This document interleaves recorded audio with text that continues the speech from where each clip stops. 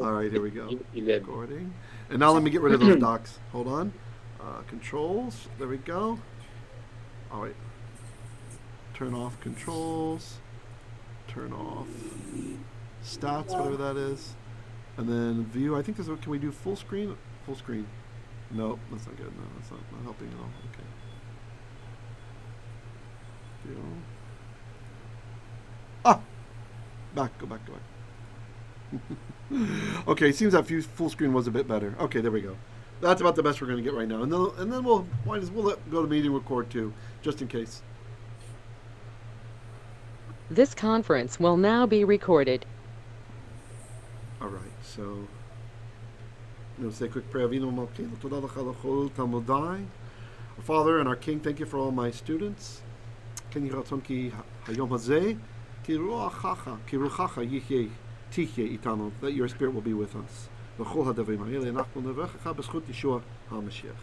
right, so this will be what's called a yad. When you read from the Torah, you have like this big metal, it's like a metal pen, and it has like a hand like this. It has a hand with a finger.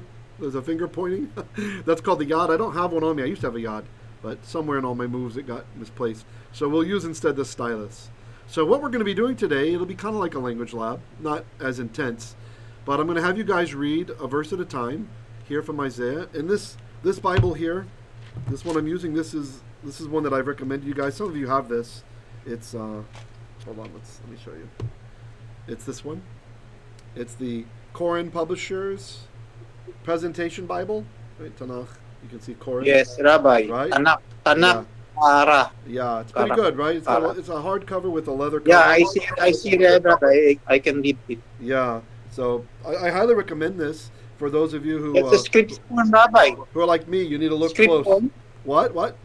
Yeah. Script form. Yeah, the front part. Is that correct? I think it was just kind of like a decorative design. I don't think it really was cursive. Yeah, it wasn't really handwriting. But hold on, let me see. Okay, hold on. Hold on.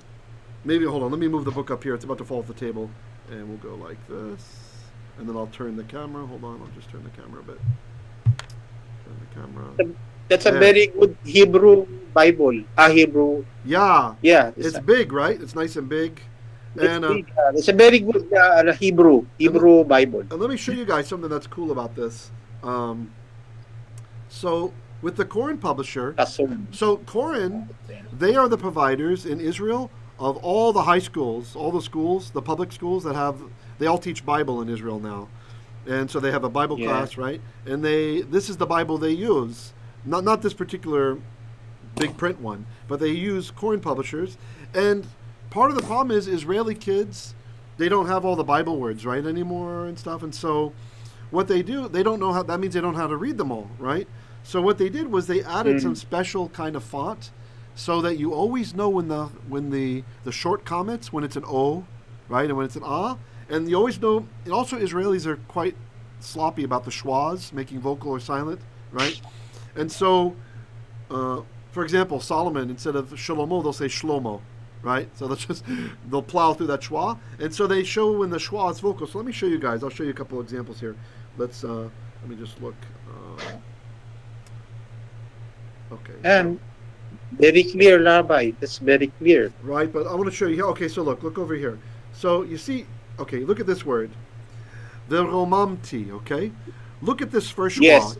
You guys see that? Oh, there's a slight delay now. There is a slight delay. Wow. Yes. Okay, so That's a Sheba. Yep, but it's vocal. See how it's big? They made it real big. Look at the next one. Compare it to the next one over here. Look at this one. Look at that one. Look at that, not so big. You see that one, not so big, right? Yeah. I'm wondering why the delay. It was good before. It seems that's not too bad. Okay. All right. So what they're showing when you see it small like this, the stylus is delayed. It's messing me up. I'm going to stop recording with GoToMeeting. Maybe that's taxing my computer too much, and we'll just record with this one program. Okay. Hold on. Let me see if that fixes. Let's see. This conference is no longer being recorded. All right, let's see if it delays now, if it's still good. Still a slight delay. Still the same. Well, you don't see on your end. I'm the one who knows because I know when I moved it. You don't know when I moved it, right? So I'm going to move it now. Yeah, it's slow motion. Yeah, there's a bit of a delay, right? Well, what I'm saying is the movement is normal, but it starts to move like half a second after I started on my end. Let's just see. Maybe it'll be okay like this. Let's see. Okay, so You can see it's good. yeah. I don't think you're understanding what the issue is on my end. That's fine. It moves fine, but it starts to move after I start it. But I think it's catching up now. It's getting a bit better. Okay, so do you guys see how the one schwa is big and the other one is small? You see that? See? They look different? You see? The mem and the bab. Yeah. Yes, Rab. So the big schwa is vocal. That's a vocal schwa. That's ve. Yeah, ve. this one, yeah. And then this one is silent. This other, it's still delaying a bit. It's confusing me. Weird. It was fine before. What is going on? Okay, very strange. All right. So let's just see then. And then the comment says, I'll show you. So look here. You see this comments here? Oh, come back. Wow. This is messing me up. It was, I don't know why it's doing this. You see the comments? Yeah, with the atnach, and also the one before it? Yep. Yes. So these are both normal. They're normal comments, right? It says Sarah, which means obstinacy. Obstinacy or stubbornness, right? Sarah. Okay, Sarah. It's spelled differently than our mother Sarah. Hers is spelled with a sin. This is with a samech, right? So they're different words. Okay, and then but look over here. Look at this one after. Look at that big comment. You see that big guy? Look how big it is. Yeah, that's a big comment in the cup. Right. Cup. So this is how they tell us this is how they tell us that's an O sound. So this is the short comments. They make it bigger to draw attention. Yeah. See? Okay. So that's how you'll know. So this says, so it's Sarah Kol. Sarah Rosh. Kol. Lo Choli. Vechol Levav. Davai. You see? It's nice, right? So here we have another vocal schwa. Cool. Isn't that cool? Yeah, cool, right? So, by the way, not all Koren publisher Bibles are like this, but the ones they provide to the schools in Israel are. In this presentation edition, they're starting to get popular.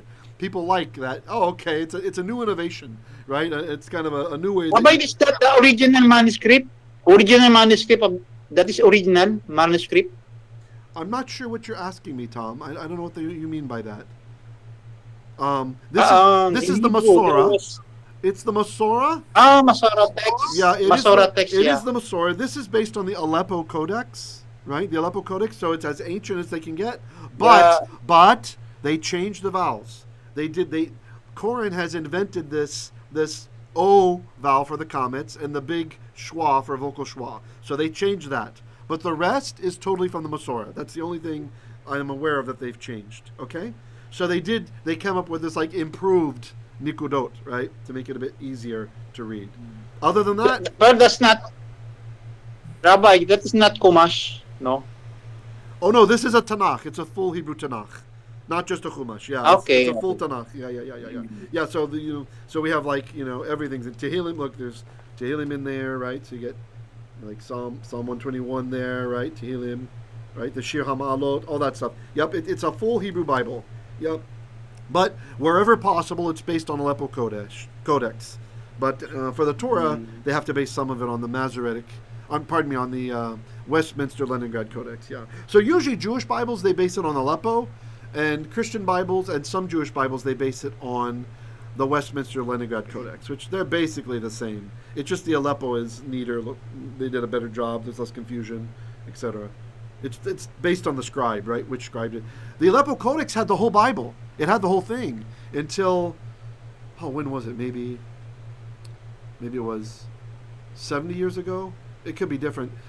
There was a fire started in Syria, in Aleppo, Syria, at the synagogue. So, it's a Muslim country. So you can probably guess what happened. And it caught on fire. And people were trying to save it, but most of the Torah was lost.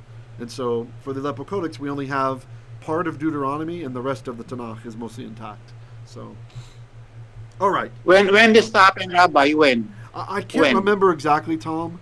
It's sometime this past century, in the past century. I don't remember. I mean, in my brain, it's saying the 50s, but I don't see how, if that's the case, yeah, like 53 or something, but I'm not sure if that's correct. You might have to Google to be sure, yeah?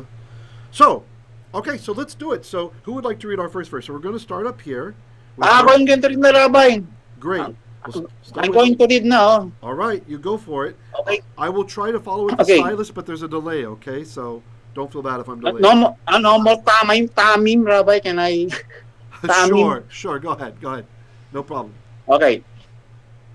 Kashon Yesh'yahu ben Amotz Aser Azah al Yehuda bidu salam bimei Uziyahu Yotam Akas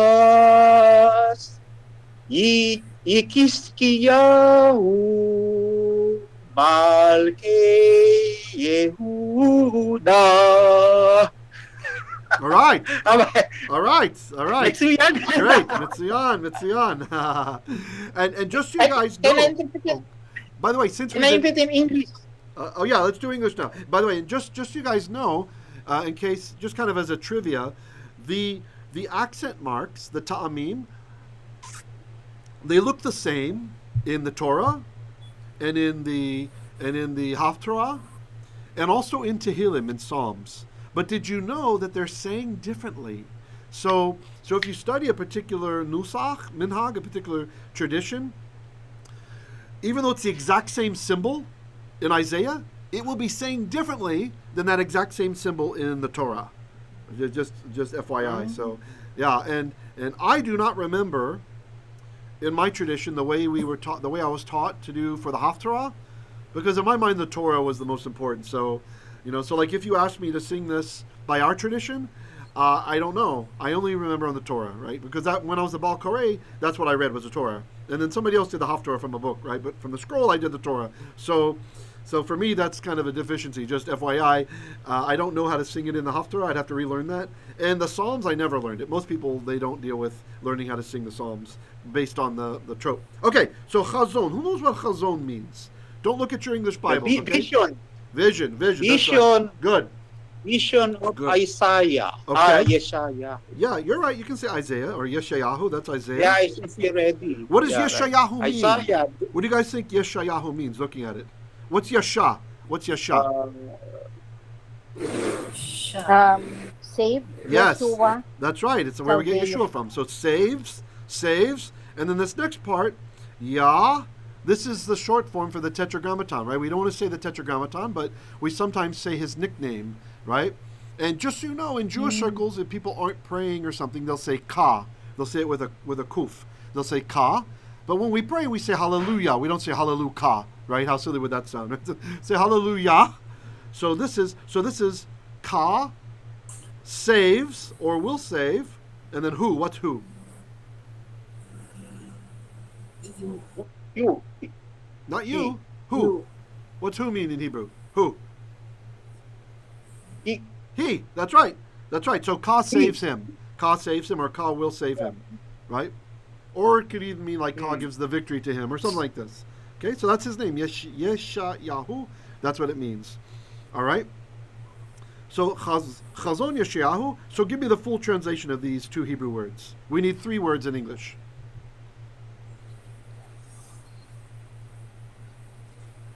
The vision Yes, very good. How did you know to say the? of The vision of Isaiah. How did you know to say the? Oh. It's correct, but how do you know? it's it's definite Yes. construct. Yes, very good. You see what she said? It's definite construct. So we have a couple clues here. I'll show you the clues. You see this letter, the vowel underneath the chait, right? You see that? It's a chatav patach, right? Usually the word chazon is spelled with a kametz under it. That's this letter here, the T-looking letter, right? But when it's in construct, when we have a kametz in the first syllable, it reduces to a schwa. You guys remember that? Like, the Holy One of Israel. I'll show you down here. Look down here. Here we have the Holy One of Israel. How do you say holy in Hebrew usually? Don't read that word. It's a little bit different. Kadosh. Good. Kadosh, right? Kadosh. Kadosh. Here, the ah. Kadosh. But look, there's no ah here. Shiba. The ah's gone, right? Yeah, there's no kametz. Right. That's a Shiba. Right. Because when you have an ah before the accent, and then you put it in construct to say of, so this is the Holy One of Yisrael, of Israel, that kametz changes into a vocal schwa. Okay? That's the same thing that happens over here. There's an under makep. So that's why you use this Shiba. Makep. Okay, well, almost, Tom. If we had a makef on this side, you'd be right. This makef only affects this word, right? That's why the et has a sagol instead of a tsere. If there's no makef here, it would be a tsere oftentimes. So so the makef made it get shorter. You're right, but we don't have a makef, but we could have written it with a makef. But they didn't have to. Here's why they didn't have to. You see this? Who remembers the name of this accent sign? What is that? That's Oh, did you learn that one yet? I'm sorry, you might. Yes, Rabbi. You have given us that in Ta'amim. Okay, who knows what that ta'amim is called? That ta'am is called. I tell you what, don't worry what it's called. What is it, a conjunctive or a disjunctive ta'am? The sense sign. Is it conjoining or separating? Do you remember?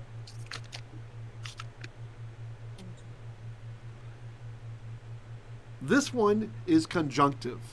When you have a conjunctive ta'am, it tells you it's closely associated with the word that follows.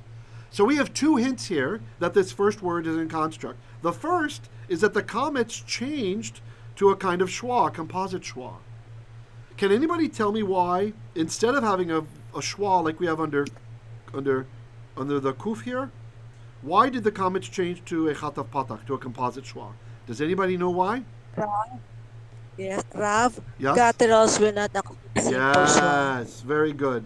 Very good. That's right. Yeah, gutturals, no dagesh. No dagesh, there's no dagesh and got 5 gutturals. True, there's no dagesh, and there's also no vocal schwa allowed under a guttural. Instead, because we couldn't do like the kadosh here, we couldn't make it a vocal schwa because it's under a guttural up here. So instead, it goes to a composite schwa. The chatav patach. The gutturals love this kind of schwa. Okay? Good. So that's one hint that he's been shortened because it's read closely to the next word. Like Tom said, as if there was a makef there. Even though there's not, this tells us it's read closely together. And also, the conjunctive accent mark is another indicator. Okay?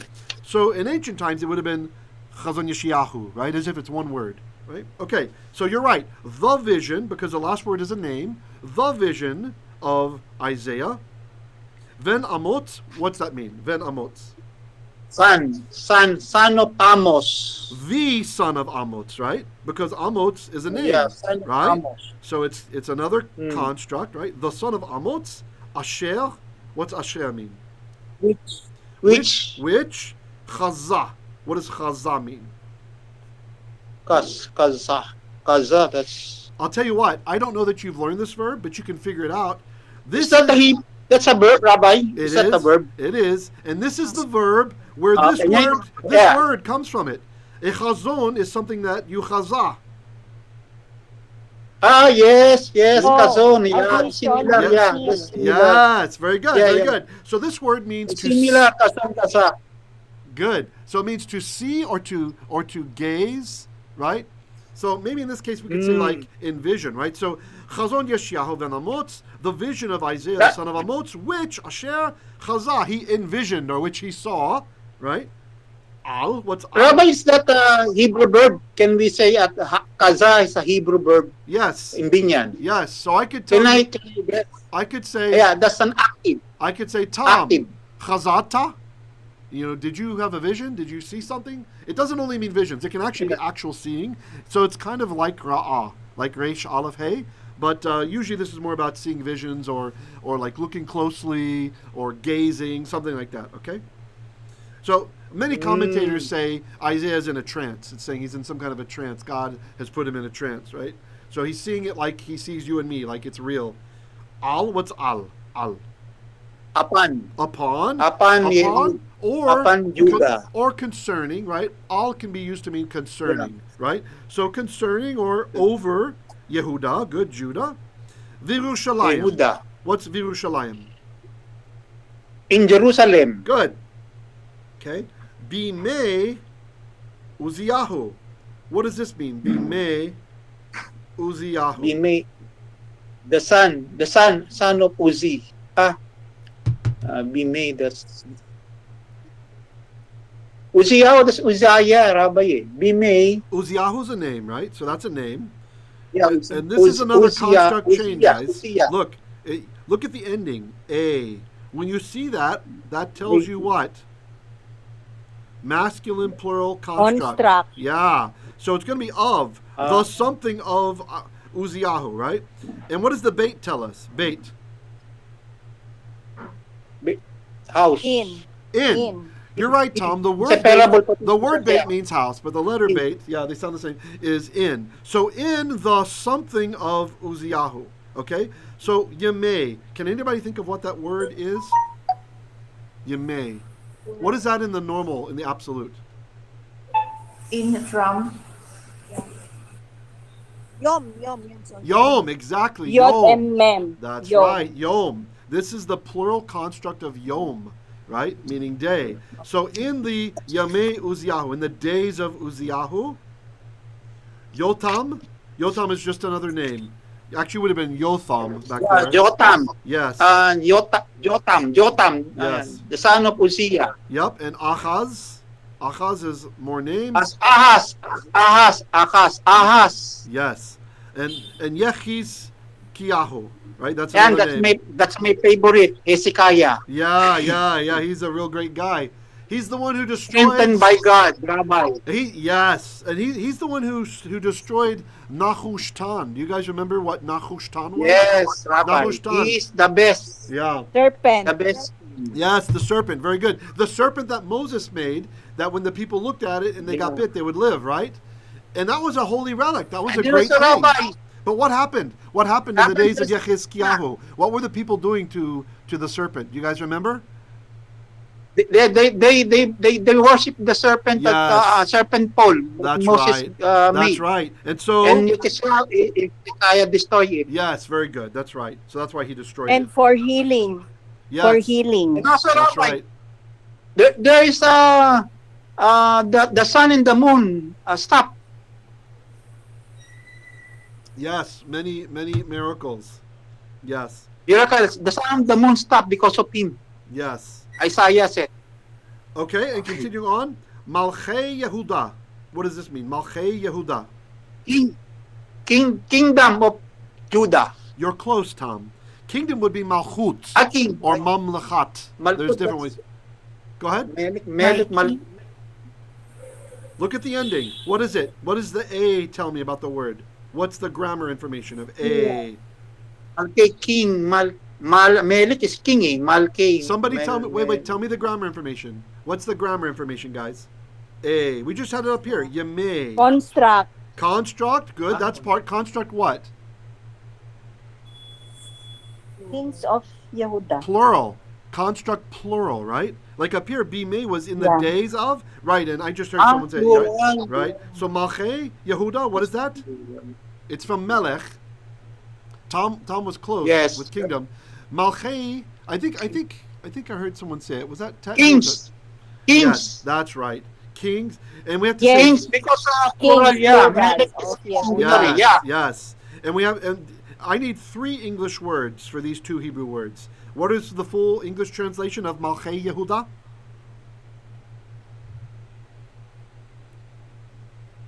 Kings of Judah. Oh, I'm sorry. I need 4 English words. Right. The kings. Good. So look, 2 words in Hebrew, 4 words in English. The kings of Judah, right? And we know it's the. There's no hey, Rabbi. It must be Halmelech Yehuda. Okay, so someone explain to Tom why we don't need ha. You're right. Ha would have made it the, but how else can we make it the, guys?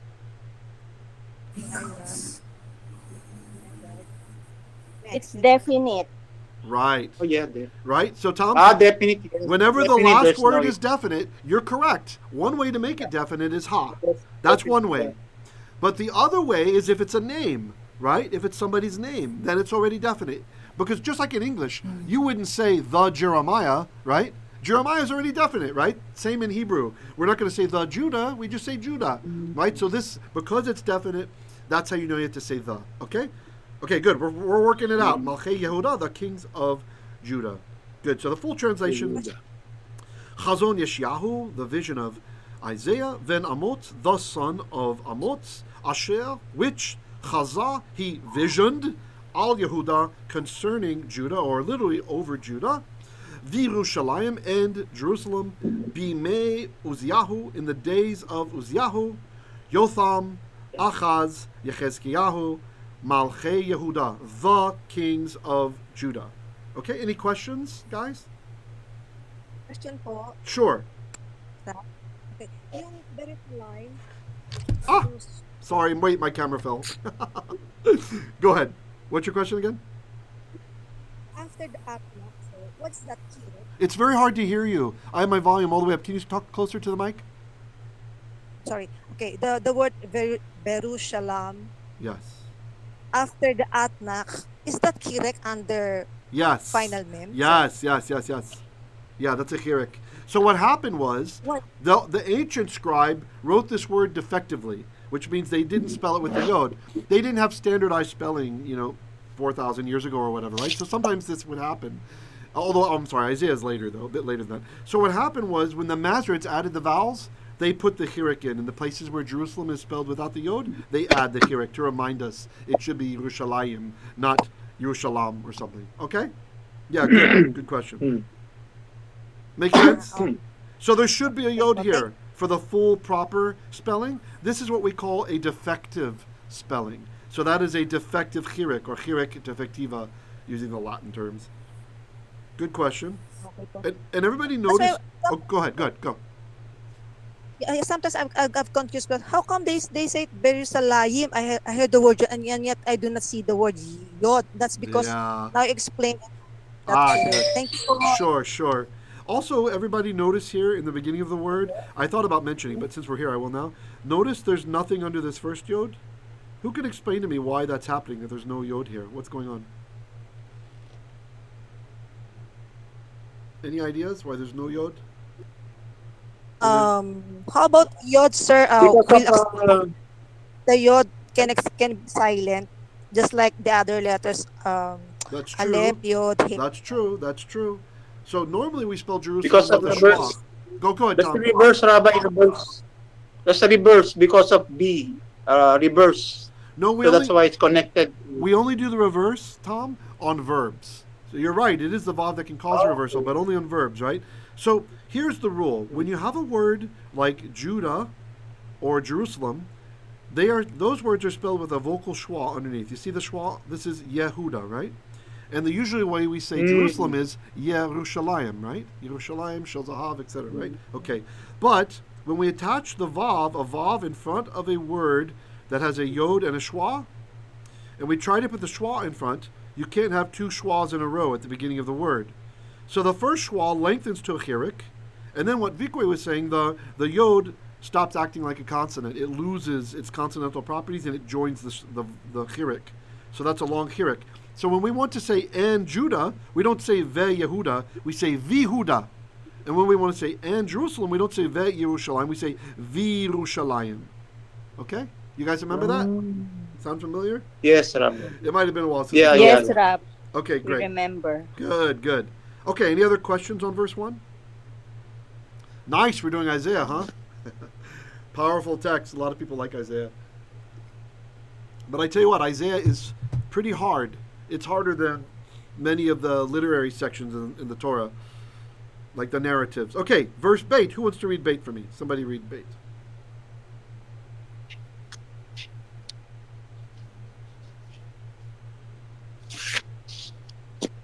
You can do it. Yeah. Nobody? Come on. I'm going to read. No. I read. Good, great. Good out there. Okay. Shim Shim Shimu Shamayim Good. Ve Vehaati Vateni Zini. Vahatini Vehaatini Eretz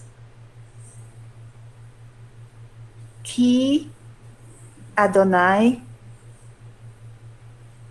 Diber Banim Gidalti Ve Ve Veruma Veromamti Vehem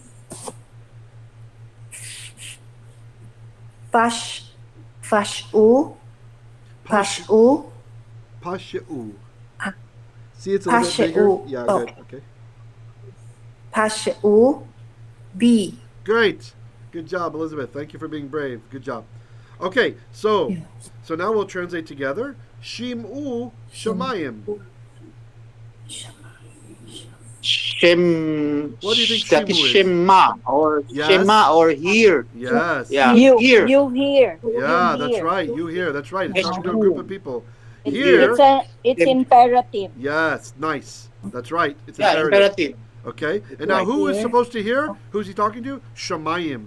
What's Shamayim? Heaven, Right. So a lot of translations you'll see something like, "Hear, O ye heavens," right? Or something. Because in Greek, this translates in the Septuagint as what we call the vocative. Hebrew doesn't usually mark the vocative. Sometimes it does with a lamed, but not always. And so that's when you're like, "Oh, heaven," something like that. It's who you're talking to, right? And it's poetic, so you can do that if you like. So, Shimu Shamayim, hear, O heavens. And actually, this section that you're reading, this would remind someone who had the Torah very well read in their head in Hebrew of the Song of Moses that he sings near the end of the book of Deuteronomy when he says, Ha'azilu Hashamayim. Right? He says, instead of Shimu, he uses the next word, Ha'azinu. He says, Ha'azinu. Give hear, O you heavens. That's how his song starts out. And then it's the next verb, and listen, O earth, right? But here, the prophet has inverted it, right? He's inverted it. But it makes the people remember the Song of Moses, which the people were supposed to memorize. The Hazino Shemayim V'adaber Tibat Tishmahar Tzimrefi Taroch Lekach Izaltel Makimati. Anyway, go on. Goes on and on and on and on and on. And it's basically all the bad stuff that's going to happen to us if we break covenant with God, right? And so Isaiah now picks up on that, and he inverts the words, right, forming a nice biblical inclusio with what came back before, because what's coming is, there's judgment coming. He's talking about how bad the people are being, right? So it reminds us of what happened back in Deuteronomy. So it's very powerful wordplay in the Hebrew here. So you're right. Hear, or listen, hear, O heavens, v'ha'azini eretz. Okay, so what's that? Ha'azini. Does anybody recognize this verb or the root of the verb? And here. It is. And here. That's true, Tom. It is here. It is here. It is here, but we already said here. So let's pick a better English word. You're right. It does mean here. But does anybody know a word that comes from this verb? It says ha'azin. The verb is azan. Okay? Azan. Does anybody know a word, another word that has an aleph, zayin, and a nun in it? Earth. Ozen.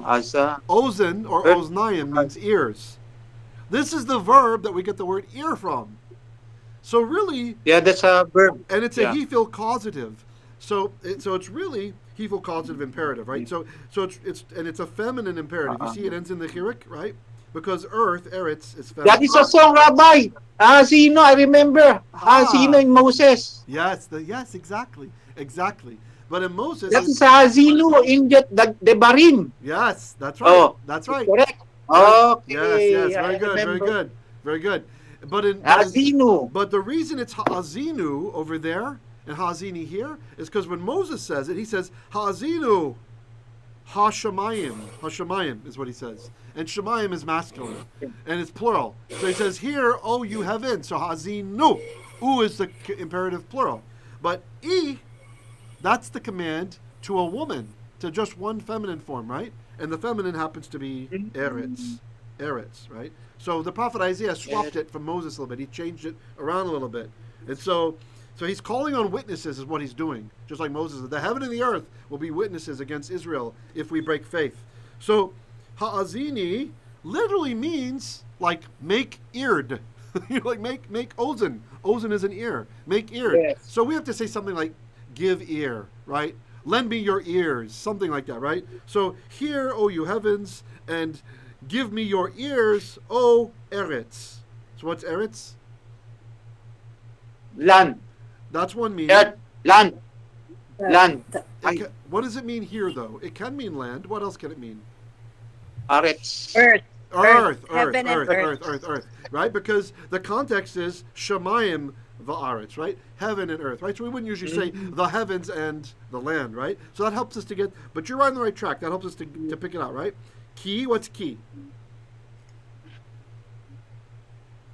Like. Ki? Like. No, that's ke. That's ke. This is ki. Ki with a yod. 4. For Hashem diber. What's diber mean? My Oh, PL. Diber. What's diber? Or. Yeah, spoke. Spoke. Yeah, for Hashem Word. spoke. Yeah. Or Word. maybe we say The word. yeah. Well, Adonai. Word. Adonai word. That's the word. davar is word, Tom, but the verb that's from the same root is diber, which means speak. So you could diber davar. He spoke a word. Yeah, right? Yeah. And it's PL, right? We have the dagesh, so it's PL there in the middle. Good. So I would say Hashem has spoken. Okay? So it's almost like, it's not literally saying he spoke the words. It's saying like he's decided, right? He's reached a decision, okay? That's kind of the dynamic. Rabbi, how about the word lemor? Lemor. Saying. And he saying. Lemor means saying. That's usually how we translate it, right? Okay. Right? So we say, for example, Okay. we say, Vaydaber Adonai et kol hadvarim ha'ele lemor. So Hashem spoke all these things saying, right? Usually like that, lemor, like that. Yeah. Okay? It's the infinitive with lamed. Okay, so banim, what's banim? Rabbi, you Yes. said Children. Yes. Children, Rabbi, banim. Yes. Elizabeth, what's your question? Correct, Tom. What's your question? you said the bear is PL. Yeah. PL is plural. No.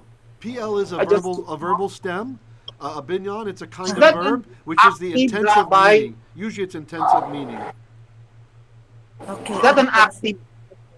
Binyan active? Yes, It's an active yes. word or? Yes, it's active PL. Do you guys remember the No. menorah tree? The menorah tree that I shared with you guys? Oh yeah, sa menorah tree, we know that. Yeah. That there's the menorah. So Elizabeth, and Between- anybody else who isn't remembering this, you go to my Hebrew literacy channel on YouTube, go to the language snippets Yeah. part, and there's one that has a picture of a menorah on the video at the beginning. You can choose it. It's like 11 minutes long. It's pretty short. And there I walk through what the PL is, what Kal is, and it's a nice mnemonic. It's a nice way to remember it. And I would recommend you practice drawing the menorah, and then from memory, put the different binyans, the different verbal forms, name them from left to right.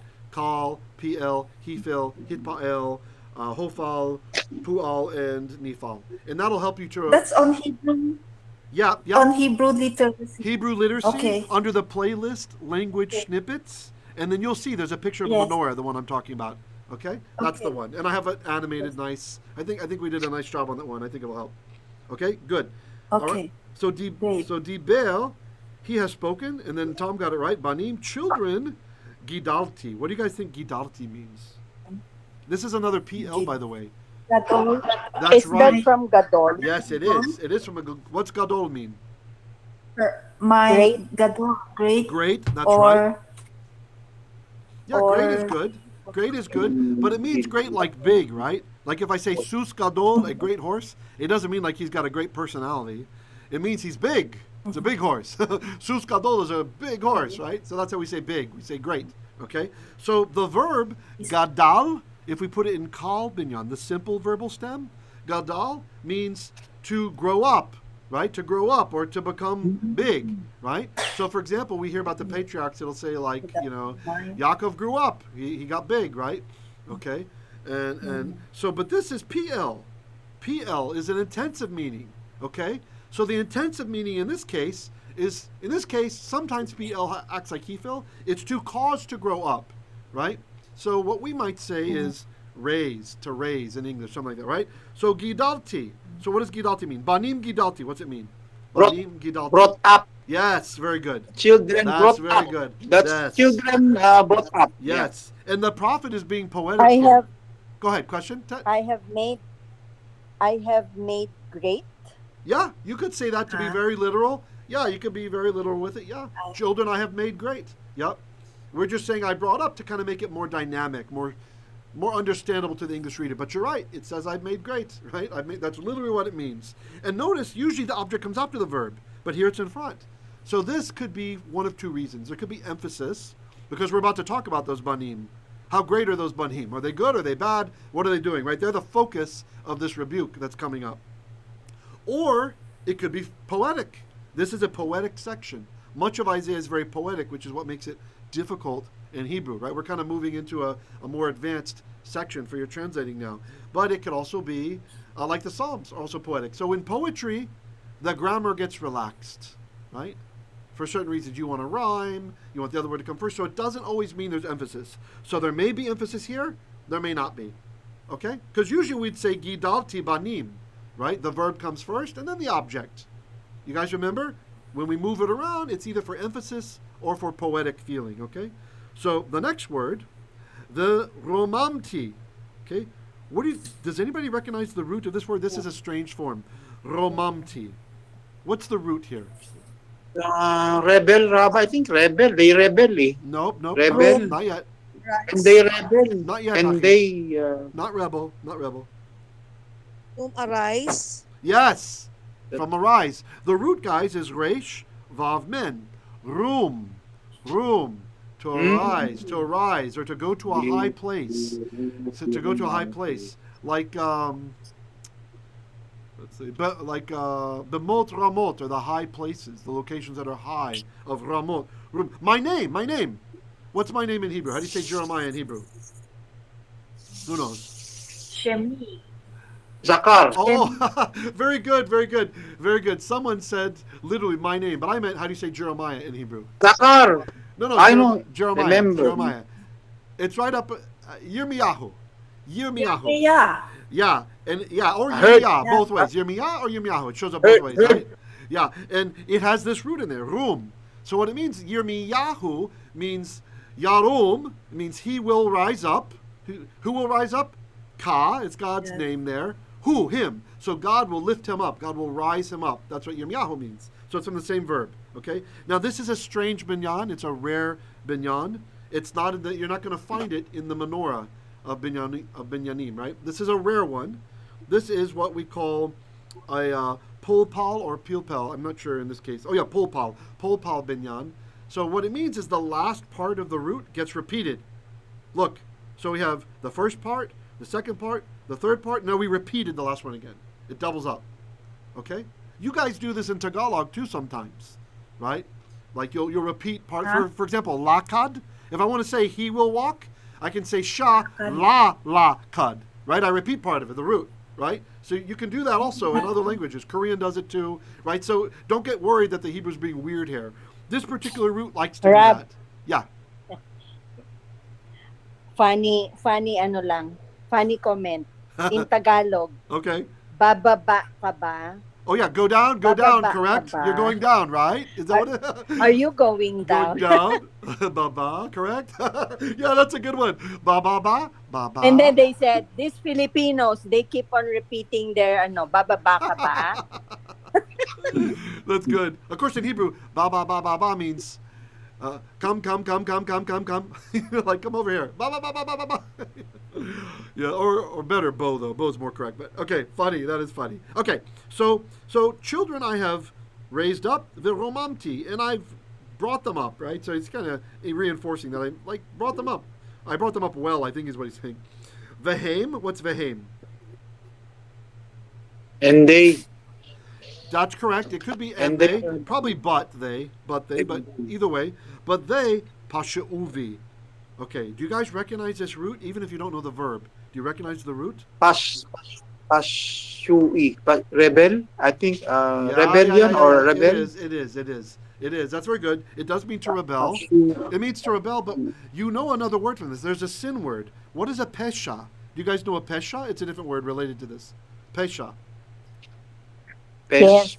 Remember we have different... Transgression. Yes, a Sin. transgression, also a crime. In modern Hebrew, it means crime. So a pesha is a serious sin, right? So we have lighter sins that are like shigayot, right?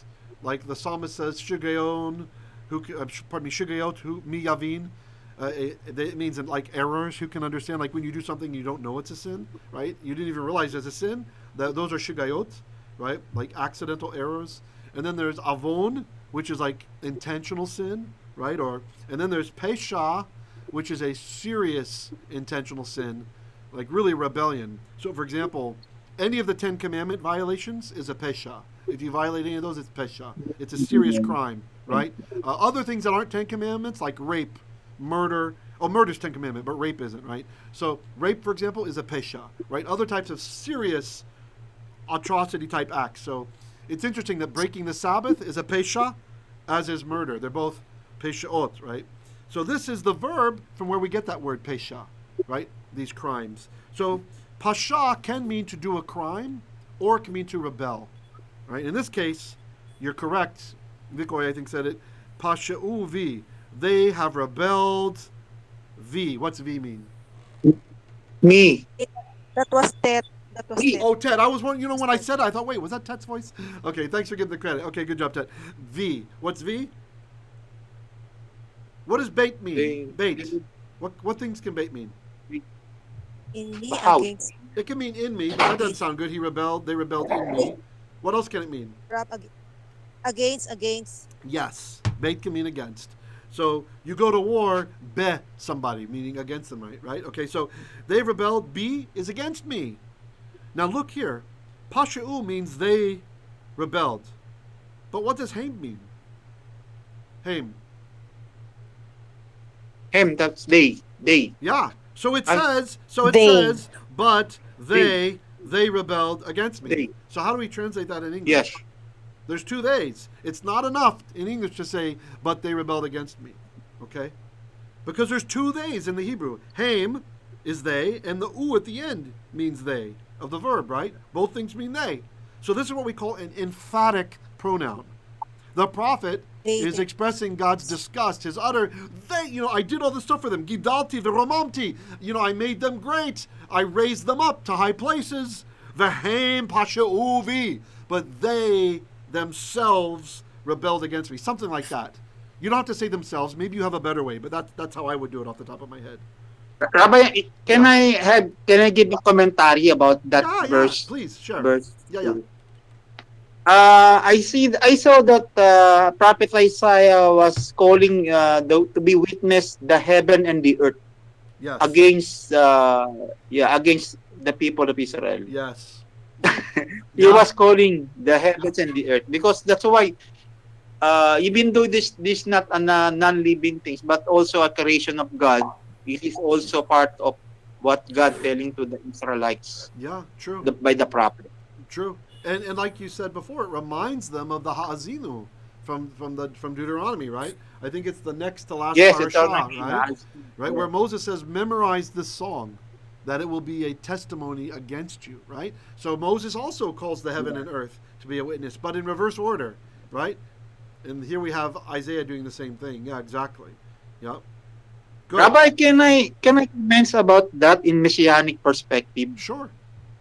What's your idea? Yeah, in Colossians chapter 1 verse 15, it says that Yesh'yahu is the visible image of invisible, but God he was the one that the created things is from him and from him alone.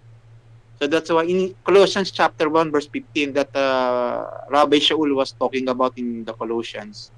Nice. And how are you not connecting correct, that to yeah. this part, Achi? How does it connect to what we're reading? I get my Bible. Colossians No, no. It's chapter. okay. It's okay. Just keep going. I'm with you. Yep, that's a great verse. And I thought you're connecting it to what we're reading in Isaiah. How does it connect? Yeah, I don't know, Rabbi. Oh, okay. No problem. You should share that. Okay, that's a good verse. Yeah, very nice. Good. Okay. Anybody else have any comments or questions? How do you guys like this format? Are you enjoying this kind of way of doing kind of a more advanced language lab for intermediate? So much. Great. Yes. Hashem. Great. Good. Yes, Rob, because you are so helpful Slower. and Rabbi, slower. Slower? Oh, okay. slower. Hard to catch up. It's Well, maybe. sorry. That's okay. No problem. Maybe we'll post these on later soon. We'll just start working through different books. We'll see. And, See what you guys feel like. and then we're trying. Sorry, go ahead. No, sorry. Go ahead, Tess. Go ahead, Ted. I was just going to say that we listen intently to what you are saying. Just Right. that, so that. Yes. But So if we we listen appreciate it. intently, we cannot remember. But I like the Yes. whole conversation too. The whole conversation is good. The back and forth, the ideas, Yes. reminding you, right? It's We learn nice. something. Sometimes Yes. we don't hear It's it great. when we. But Sorry, slower. Rab, we talk all together. Sorry po, and then we don't hear. Yeah. Well, it's hard being remote like this, right? That's part of the difficulty. That's no problem. Yeah. Okay, who wants to read verse Gimel then? By the way, look, I want to make note. When you're reading a Bible like this and you see the colon, that's called sof pasuk. A pasuk is a verse. That's the Hebrew word for verse. Pasuk. Okay? And when you get to the end, sof means the end of the verse. So if you want to see what verse this is, you look over here. There's Gimel. That's number 3, right? It doesn't mean that this is verse 3, right? This is still continuing here. This is verse 2. 2 is continuing. We get to the end of verse marker. And now if you want to see where you are, you look back in the column. Okay, Gimel. It's 3. So this is verse 3. Okay? So verse 3. Who would like to read verse 3? And then we'll translate I have together. a question. Oh, sure. Question first. Please. Yes. Okay, by the way, before my question, I'd like also to appreciate the way you asked the katson before a while ago, katson, because before that you have read as the kadosh Israel, something like that, Yeah. and then it was swa. Okay. Yes. And then you know what, when you how come this is not simple? So I really appreciated that question because while you're doing so, I was also trying to wrestle with myself. How come this one is not simple? So and then you ask. Hallelujah. I really appreciate this. Great. Thank you for commenting on that. Great. I'll make sure to keep pointing those things out then. Baruch Thank you so Hashem. much for that. Sure. Thank you. Question, Rabbi. Good. Yeah, go ahead. Question. You said Gimel is not verse 3. So, No. Gimel means verse 3. But what I meant was, oh, when you're reading here, just because you look on the screen, see the verse 3? And then I'm reading, you might be confused and think that means that this is already verse 3, right? But that's not how it works. Yes. If you look, you can scan the line, and if you see there's an end of verse marker, then that means the one you're looking at is from the previous verse, right? The Gimel is telling you after the Sof Pasuk, after the finishing, like the period, there's like a period in English, then we're starting with Gimel. That's Gimel there. This is verse 3 here. Yeah. Okay? That's what it means. Okay, good. Yeah, So look at the beginning. Look at 1. Look, there's no end of verse marker, right? This is all verse 1. We're still on verse 1. Then we hit the end of verse marker. Okay, now you can check the column. That's a bait. So it's verse 2. And then verse 2 is on Shema. Yes. Shemu. Exactly. Okay. Exactly. That's how it works. Good. Got it? Sometimes you'll have more than one verse. On tiny verses, you'll see like Aleph, and then depending on the printer, there'll be a comma and a bait, or there'll be a space and a bait, or there'll be a little bait under the Aleph, but they'll both be sandwiched to fit within that first line. What that means is it starts with verse 1, and then it continues with verse 2, right? So if we had like a Sof Pasuk here, right, then they would have written Aleph and a bait, but they both fit in this kind of area here, right? And so then you know, okay, it's both of those verses are in this line, or at least the second one starts. You got it? Yeah. Yeah. This is the Tanakh Bible. Yeah, this is here, let me show you. This is Because my biblical Hebrew It's not like that. It's properly arranged verse by verse. Right. With Arabic numerals and stuff. Right. Heavily Jewish Bibles, they usually don't like to use Arab numbers, Arabic numerals. Right? Like if any of you see my book, right, Genesis, look again. I meticulously went through and did all the verses with Hebrew numerals on them, right? So to make sure that it's.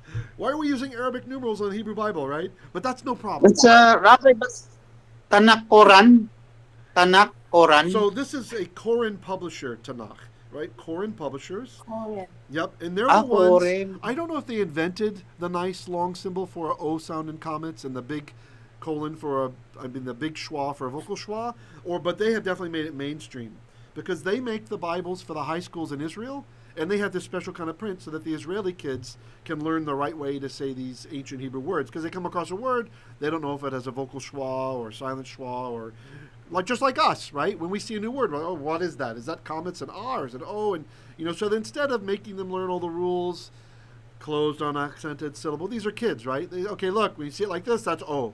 So, but it's useful for us too, right? And so the Koren Bible, not all of their Bibles are this way. You need to check if you're going to buy one that it's that way first. This one I like because it has big fonts. This is the Koren Bibles, the Koren publishers presentation Tanakh, right? Or it might be called gift edition also, right? And so you can see here, I'll show you the full thing. We have that here. Yep, and this guy, maybe check the title page. Let's see. It's hardcover with a little bit of leather over the hardcover, so it's pretty nice. So here's the title page. Yeah. Oh, here, and you can see it says the part underneath their symbol. It says it's published by Koren, Jerusalem, right? So, all right. Okay. Yeah, so this is nice. It's got the. If anybody wants to get this, I'm putting together another Balak Bayan box. Let me know. Torah Nibiim and Ketubim. Yes, it's the full Tanakh. It's the full Tanakh. Yep. Yeah. What does full Tanakh means? It means Genesis to Revelation? No. Our Tanakh? the 5 books. Tanakh? No, it's more. Okay, so Tanakh is an abbreviation. It's an acronym. The Tav in the Tanakh. Actually, let me show you on the title page. Hold on. Let me show you here. Hold on. I think you already taught us that before. That's okay. We can review. No problem. Here it is. Okay, so there it is. Ha means the, right? Okay. Ha Tanakh. Here's how it's written with the two. When you see these two little slashes like this is how rabbis make acronyms, right? It tells you it's an acronym. You'll see lots of words like that. Okay. So the acronym, the Tav. What's Tav for? Anybody? Tav? Feminine. No. What's the Torah? Torah. The Torah. Good. Torah. And the noon? Torah. What's the noon for? Torah. Good. And the noon is Nevi'im. Good. Prophets. And the Kaf? What's the Kaf for? And Ketubim. Good. That's right. Ketuvim. Good. The writings. Okay? So it's the Torah, the prophets, and the writings. So, now, by the way, oftentimes when you go to get a Jewish Torah, you might end up buying a Chumash. A Chumash is different. The Chumash. The Art Scroll series. Right. The Chumash is a subset of a Tanakh. So the Chumash, that is the Torah and the Haftarah readings for the yearly Babylonian cycle, the yearly reading, right? We're doing triennial now, but it's the yearly readings for the Torah and the Haftarah. That's a basic Chumash, right? Okay? So but some of the expanded Chumashim, they also have Psalms in there. Right, the Psalms, and some of them have a few prayers, maybe like a Sabbath, a shortened Shabbat Sidur. But in basic, a Chumash is just Torah and a part of the prophets, only the part that's read on Shabbat. That's a Chumash. So if you want the full Bible, the full Hebrew Bible, you want the Tanakh, right? You want the full thing. Okay, you guys understand? Yeah. Okay. Yes, Rabbi. Very clear. Nothing wrong with Chumash, by the way, when you're doing your Torah studies, and that's no problem. Just, you understand, if you're looking at something, and Chumash is not as big, right? So it's nice to carry around in your backpack, if you're working on Torah, or if you're going to, like Tom oftentimes teaches on the Haftarot, right? So it's good to have Chumash. You can just flip to the Yes, Haftarot because parts. there's commentary Rabbi. There's already commentary of Rabbi. Rabbi Rashi and Rabbi. Right. Many Chumashim, that's right. That's a good point. Many of them, they have Rashi on there, and they'll have some other commentators on there too, right? Okay, but this is just Tanakh, okay? All right. So, and these are about $50 for these, by the way, if you're curious. Yeah. Oh, Yeah. I'm going to pray for that. Yeah, I'm going to pray to have that. Yes, but when you're praying, make sure to include California sales tax 9% and also the Balak Bayan shipping. Yeah. Yes, so Rabbi. when you pray, maybe ask No for more like problem. 60 or so. Rob, you have it here now? I sold You all the have ones that I here? imported the last time. I got like 4 of them, I think. I kept one for myself and I sold 3. Or maybe it was 5, and yeah. But we can get more. We can get more. Just let me know. But you have to prepay because I don't have a savings account. I don't ever have money on hand to just get for you Yes, guys. Rabbi, And you pay yes, back. yes. Sorry about that. Yeah. We will. Yeah. We will. Okay. Great. Okay. So, continuing. Rob, Yes. sorry. No problem. Sorry, Rob. Going back, sorry. Shamayim, Azinu, Azini, Eretz. You said something very important, but I missed it. Okay, Shamayim is masculine plural, and then Yes. Eretz is singular, And feminine. yes. You made Azinu is Azini, Hipil, and then you mentioned something about the masculine and feminine. Sorry. Yeah, Can no you problem. repeat that? Sure. Good question. Thank So you kept saying Hazino, and that's how Moses uses it, because he's talking to the heavens. When Moses says this similar thing that Isaiah is making us think about, the song that we're supposed to memorize that rebukes us when we break faith with God and we break the Torah, he says, Ha'azinu Hashamayim. Okay, so he's talking about Ha'azinu Hashamayim, because it's masculine plural. So he uses the imperative, he-fil imperative, speaking to the heavens, which is U, like we have here with Shim-U. Isaiah does it too, but he says Shim-U Shamayim, right? Here, masculine plural, imperative, Shamayim, masculine plural. But Eretz is feminine singular. So we use here, he-fil imperative, feminine singular. The E ending is for the feminine command, talking to a feminine. Okay? Ha'azini, right? So if I was talking to you and I wanted to tell you, hey, listen, and I'm just talking to one of you ladies, I'm just talking to Victory, right? I'd say, Shimi, listen. You see? Shimi, listen. Or if I want to be poetic, Ha'azini, right? Give me your ear, lend me your ear, right? Okay? Right? Or if I want to say, here, take this, kechi, for lakach, kechi, take it, right? Okay? You understand? Or drink, I'd say shti, shti, giving it to a girl, shti, right? If there's a bunch of guys, I say shtu, right? You guys, in Israel, very famous. I'll tell you a story real fast about my first time in Israel. I always wanted, I saw this from Jews in the States. Sometimes they go to Israel, they come back, and they have a T-shirt.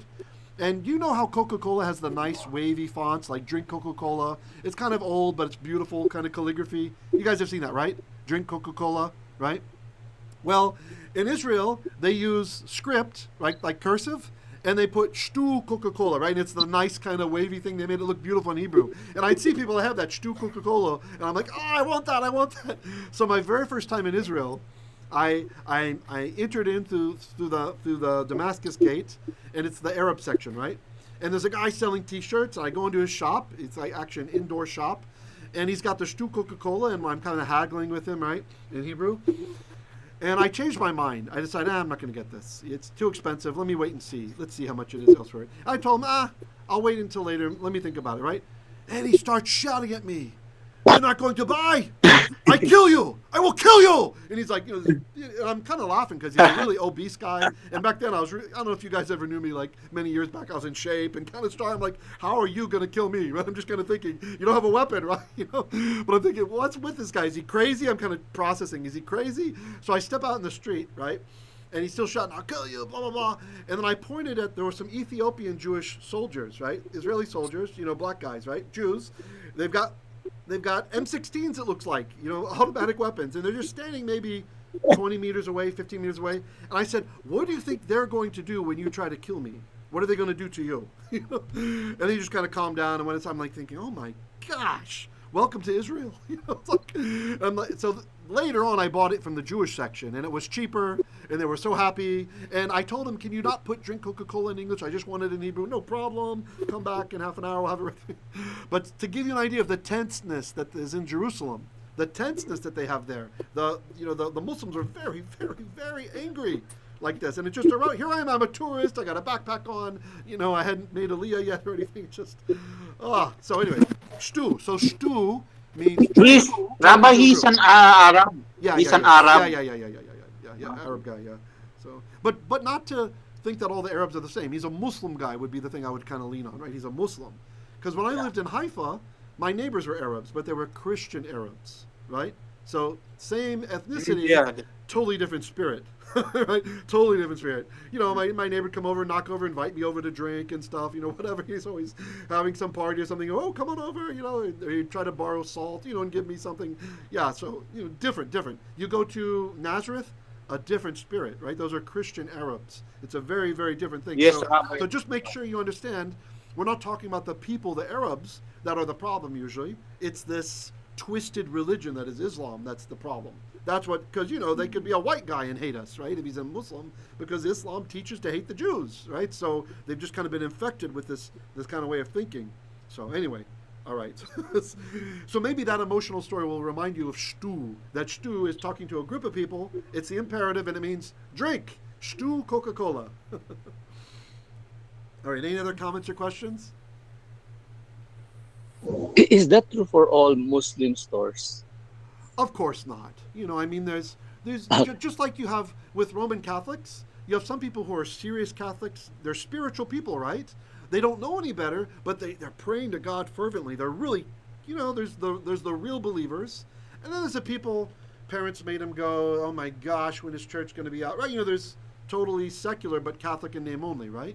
You have a whole variety of Muslims as well. You've got Muslims who are so on fire for their belief, and they know the hadiths and they know where the Quran says that the judgment day will not come until you have killed all the Jews, right? Pardon me, that's an authentic hadith. They know the hadith, and they know where the Quran says, in that day, a Jew will hide behind a tree, but the tree will say, "Oh Muslim, come and kill the Jew who is hiding behind me." And he'll hide behind a rock, and the rock will say, "Oh Muslim, come and kill the Jew who's..." It's in this Quran. So there's some Muslims, they know this, and they take it to heart. And then you've kind of got like the lazy religious guy. He maybe gently identifies with Islam, but he doesn't know all the terrible stuff that his religion teaches, right? So I've worked with Muslims before who are beautiful people. They're very nice, but I don't think they knew their religion. I don't think they really knew what is taught in the books, right? When you learn what's taught in the books, that's when you're like, oh my gosh, this is like from the devil, right? On the surface, it seems nice. It seems like, wow, you open up the Quran, the first part it's borrowing from Judaism. We have the title El Rachamim, right? God is El Rachamim. They say Allah Rachamin, right? So it's like he's most merciful, right? It sounds so wonderful, but it's only when you dig and you find the other stuff and it tells you the Jews and the Christians are infidels, destroy the infidels. You're like, what am I reading? Because when I was a young man, I read the Quran in English translation with an open mind, an open heart, because I'm thinking, what if this is the continuation, right? What if there's, what if just because I grew up in the States, I don't know, right? So I read it, and in the beginning, it was great. Like, oh, wow, by the way, I never became a Muslim. I just was curious, right? I also read about Buddhists and, all these other cults, and so just curious, right? And so, but when you keep reading, you start to find some of the bad stuff buried in there, and it is very satanic. So, yeah. So with Muslims, it's just like Catholics, right? By the way, I don't mean to say they're on the same level. Some Catholics really love God. So some are really great people, and some are like, they'd be happy to murder you, right? It depends on where they are. Are they really a Catholic, or are they just in name only, right? So a lot of Muslims are in name only, and those are the ones that are safe when they're in name only. When they know what the Quran says, and they know what the authentic hadith says, these are the authentic sayings. It's like the Mishnah for them of the Prophet. And they believe that it's okay to marry a 6-year-old girl, and they believe it's okay to have sex with her when she turned 9, like Muhammad did, then, you're talking about a satanic religion then already, clearly. So I hope that clears it up a little bit, yeah. Maybe you're referring to the fundamentalist and the secular Muslims. Yes, absolutely. You go to Dubai, well, most people walking the street in Dubai, they don't hate Jews necessarily. They don't. But when I was in Dubai as an American, right, when I was there on my American passport, I went to see the outside of the Golden Mosque. It's called like a famous, beautiful mosque. And I was outside, and the imam started talking on the loudspeaker. I thought, oh, cool. Maybe I can. At the time I was learning how to read Arabic. That's one of the reasons I went to Dubai. I had a $100 plane ticket basically from Kiev to Dubai. I got a great deal round trip. Okay, let's see if I can learn to read Arabic, being surrounded by Starbucks. It's written in Arabic, and McDonald's with Arabic letters. So I was kind of cementing my reading, being able to read in Arabic. And so I'm there. I'm outside the mosque, and he's preaching. I'm thinking, let's see if some of the Arabic words are like Hebrew. Let's see what I can recognize, right? I'll tell you what I did recognize. He starts getting worked up and angry. And then I heard, Yahud! Yahud! Blaka, blaka, blaka, Israeli! I'm like, oh my God, I'm getting out of here. I just got out of Dodge. I'm not going to stand around and see what happens when they get out. So even in Dubai, which is kind of a more relaxed place to be in the Islamic world, right? Outside the mosque, hearing the sermon, he's saying something bad about Jews, something bad about Israelis. And so do not listen to these pastors who tell you, quote, Abrahamic faith. Islam's one of the Abrahamic faiths. They have the same God. I have researched Islam, and I put a lot of time into trying to understand Islam and trying to understand how to win them, right? And I've listened to a lot of Islamic apologetists who are against Islam, like Christian versus Islam, that kind of stuff. And I'm telling you, it is not the same God. The God of Israel desires personal relationships with people. The God of Islam doesn't care. You're like a bug to him. Has no feelings about people whatsoever. Doesn't care if you die, if you live. And yeah, so that's that. That's our little side sectional part on Islam. How do we get into Islam? I don't know. Oh, Stu Coca-Cola. That's what it is. Okay. Let's do another verse. Go ahead. You have a question? That's fine. So great. Thank you for giving emphasis on that yod, on Haazini. I thought it was coming from ani. No, but the yod that for the Eretz female. Yes. Sure. Good question. I'm glad you asked about it. Good question. Right? Feminine, singular, imperative. What's nice, guys, is even if it's a he-fil imperative, or it's a call imperative, or it's some other kind of imperative, the endings are the same, right? So when you remember that yod there is the feminine singular command, it's going to be the same no matter what the verbal form, no matter what the binyan is, the verbal stem, I mean. Okay? Yeah, that's a good thing to see. Yeah. Okay, yeah, great. I also thought that the ni in Ave as Hazini is a soft pronoun. It looks like it. It looks like it, right? Because azavtani, you have abandoned ni. You've abandoned me, right? So it looks like it. But it just so happens that the noon is part of the root, right? The root is ozen, ear, aleph, zayin, noon, right? So yeah, it does look like ni, like to me, right? Like ha'azi here, ni. Yeah, I can see that happening for sure. By the way, this is good. The comments you guys make, so we can all learn from each other. Rabbi, there's no vowel of shurek and kibbutz hazini. Hazinu, there is a kibbutz and shurek. That's why. I didn't understand what you're saying there, Tom. Can you say it again? Bi hazini. Yes. Rabbi, in bi hazinu, there is a vowel surek. Okay, right. Ha'azinu, right. Because the is the plural masculine command form, right? So like if I'm telling you to drink stu, I'm telling you and the whole class to drink stu Coca-Cola, right? Drink Coca-Cola. The tells us this is the command plural masculine, right? But the is talking to a woman. Ooh, there's some bad noise, Tom. I hear echo or something. Can you mute your mic? Yes, sister. I'm sorry, was it yours? Whoever it was, it's gone now. That's fine. Good. Okay. Any other comments or questions before we move on? A last comment. Okay. So what's the difference with the Hebrew Reader's Bible and the Korean's Hebrew Bible? Okay, so Hebrew Reader's Bible and the Koren Bible, the Hebrews should be the same, okay? The Hebrew should be the same because the Hebrew Reader's Bible is based on the WLC, the Westminster Leningrad Codex, the Masorah that we have in St. Petersburg, Russia, which is the same tradition. It's from the same school, the Tiberias school, where the Aleppo Codex is from. Okay? The only difference in putting it together is that when they assembled this Bible, they based it on the Aleppo Codex, which is supposed to be a superior handwriting, the words don't touch. It's done a bit by a better scribe, basically. But that codex is incomplete. It doesn't have all the Torah. So they either have to look at Talmudic passages that reference that, or they have to look actually at the WLC. Okay? So the Hebrew text should be the same, right? Should be the same. The only difference is the reader's one gives you vocabulary, right? Actually, but they don't give you the extra long comments. Like, I don't know if you were in here yet, Doc, when I was explaining, but let me show you. Okay, here. You see that big comets versus look at the small comets. So the Koren Bibles, a lot of them, not all, but a lot of the Koren publisher Bibles, they do this for Israeli school kids, right? Because they don't know biblical Hebrew, they don't know how to say the words, right? So this is a normal comets, an ah. This is an o. Sorry, o. There's a delay when I move. So that's kol, right? Or here, look, lo choli, right? So they make, so that's a difference.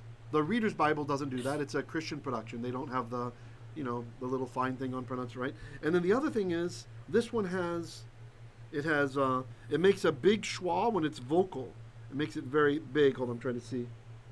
Okay, look here. See, Yechezkiel. You see that first schwa? It's a vocal schwa, so it's bigger. And then here we have a silent schwa. So it's Yechezkiyahu, right? Okay, so there's silent schwa, small, vocal schwa, big. So that's the advantage, I think, of this one. The disadvantage is, you have no words in English. It's all Hebrew, right? There's no helps with the reading. Okay? So the Hebrew Reader's Bible is still a great, that's, if you had to choose between that and this, I say get that, right? Because where you guys are at right now with your vocabulary and trying to understand the Torah portions and stuff, right? Better to have those helps, especially you're not having to look up every single word, right? You just glance down the bottom. And the Hebrew Reader's Bible, as well as the BHS Reader's Bible, which is the Biblia Hebräica Stuttgartensia, the BHS critical text version, they have those words glossed at the bottom, and the glosses are based on halot, which is a great lexicon. That's the default. If they base it on BDB or something else, they tell you, by the way, BDB says this or whatever. So if you could just buy one, I recommend that one, right? But if you just want something easier in the eyes, you just want to practice your readings or something, or maybe there's a book you feel you're already becoming more expert at, right? Maybe you're getting stronger already at Genesis. You just want to practice your readings without the extra aids that the Reader's Bibles give. Then this one's really good because it's a big font, right? For me, when I read, I have to take my glasses off these days when I read up close, right? So I like to have the bigger font. That's why I recommend. Also, there's lots of space for your notes, right? You can see I even, I have some notes sometimes. Well, you'll see when we hit it. Sometimes they'll be like, okay, there's this weird word here. I'll show you. Down here, this one. I highlighted it in yellow and then, kind of hard to show. I said, oh, by the way, this is Nifal cohortative. It's kind of hard to recognize there, so I had to check it to figure out what that was. And then instead of Yachach, right, and Yachach is to rebuke or to correct, but there's kind of a weird meaning here used in Isaiah that it's to argue in a lawsuit, right? So I get myself a nice note there. Now, anytime when I go through Isaiah, if I forget that, I can just glance over in my side notes, and I kind of have like my own customized Reader's Bible. Does that make sense? Okay. That one that you read initially, that's the Lamed Ket. That's Lokoli with the big comets. That one. Oh yeah. Yes. It's Loholi. Yeah, not particular cases. Yeah. Okay. Sometimes when you have a short comets, actually not short comets. I'm sorry. Sometimes when you have a chat of comets, let me find it. I'll show you. When you have a chat of comets, there it is. And it's preceded by comets. So that chat of comets, the schwa there, can influence sometimes what comes before it. Not always. It's kind of hard to predict when that's going to happen. So in those cases, when it does influence, then it's an O. It's an O, right? So in this case, lo choli, right? Lo choli. Yeah. And in this case, it's predictable. Here, let me tell you when it happens. What happened was, choli means sick. Okay, like in Israel, a hospital is Beit Cholim, the house of sick people, right? So that means sick. But I wanted to put the Eliyahu, pardon me, not Eliyahu, Yesh'yahu wanted to put a lamed with a schwa under it, right? But what happens? You can't have two schwas in a row at the beginning of the word. So what happens when it's a composite schwa? You take the sound from the composite schwa and you put that under the lamed instead. You see? So that's why it's lo choli. That's why we even got the comets there to start with. He's copying that comet sound from the other. You understand? Mm-hmm. Yeah. Okay. So it's that the swab before the comets that signals to us that it should be an O sound. Yes. Because we're duplicating the sound from that composite schwa. Okay, but it's the times the times when it won't be an O is if it wasn't a function of copying the sound, right? So you can still have a full comets there if it was already part of the word, for example. Okay, you understand? So that's kind of the trick I can tell if it's going to be O versus, yeah, okay. Yeah. I never taught that to you guys because I thought it was kind of complicated. Yeah, good. Okay. All right, so maybe we'll do one more verse. Rabbi, yes, go ahead. I checked Hebrew literacy. Your Hebrew literacy doesn't come out. Everybody else's comes out. Yeah, it's okay. It's because we're shadow banned, you know. We're shadow banned, but you're subscribed, so it should come up when you search. Here, let me find it then. Let me. Okay, I found it. You got it? Okay. Yeah. Good. Yeah, that's the shadow ban. They make us less important, right? They don't want us to know that we're banned, but they don't want people to easily find us either. Yeah. So that's unfortunate. Yeah. Yeah, last year when they banned us, we were growing at a rate of about 111 new users every month, right? And it was accelerating. And then we got banned. So since that time until now, over a year later, we've added about 100 users, in a year, like 13 months, 14 months, so. Anyway, Hashem sees. Okay, so let's continue on then. Who would like to read, where are we? Oh, we're on verse 3 now, right? Oh, we're in verse 3? Okay. Yeah, somebody read here, starting here. Oh, you don't see it. I'm sorry. Okay. We're getting this new way of sharing. Okay. Who would like to read that?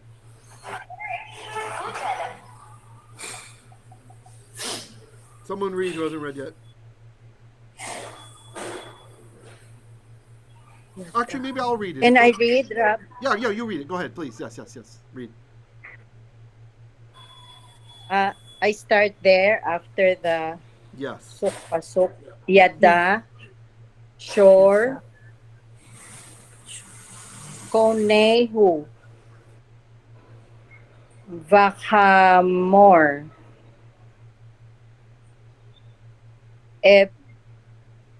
ebus, be alive,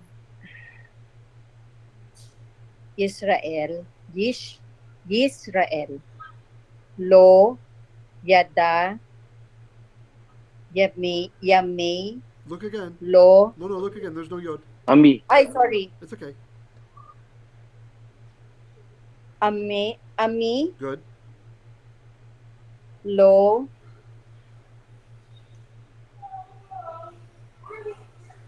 hatebona, Take nan. another shot. What's this, Val? Ay, sorry. Hitbonan. Good. Hitbonan. Yeah, it's a big word. My phone is small. Ah, you're looking on a phone. Okay, I understand. Yeah, that's hard. Oh. Good. Okay, good reading. Okay, so let's translate that together as a class. So. That's finished. That's done. Yep, you're done. Yeah. Good job. Okay, so yada. What is yada? Anybody? I know, Rabbi. Do you know? I know. Yada. He knows. That's right. Knows. Okay, knows or knew. And by the way, the reason we can translate yada as present tense, you could say knew or knows, is because verbs that have to do with knowledge, like remembering, knowing, etc., that kind of stuff, you put them in the perfect, and that still expresses present tense. The idea is kind of like if you knew, you probably still know now, right? So here we go. So yada, shul. Kal, Rabbi. Kal. Yes, He it's knew. called. That's right. Shul. Does anybody know what a shul is? Shul. Sure.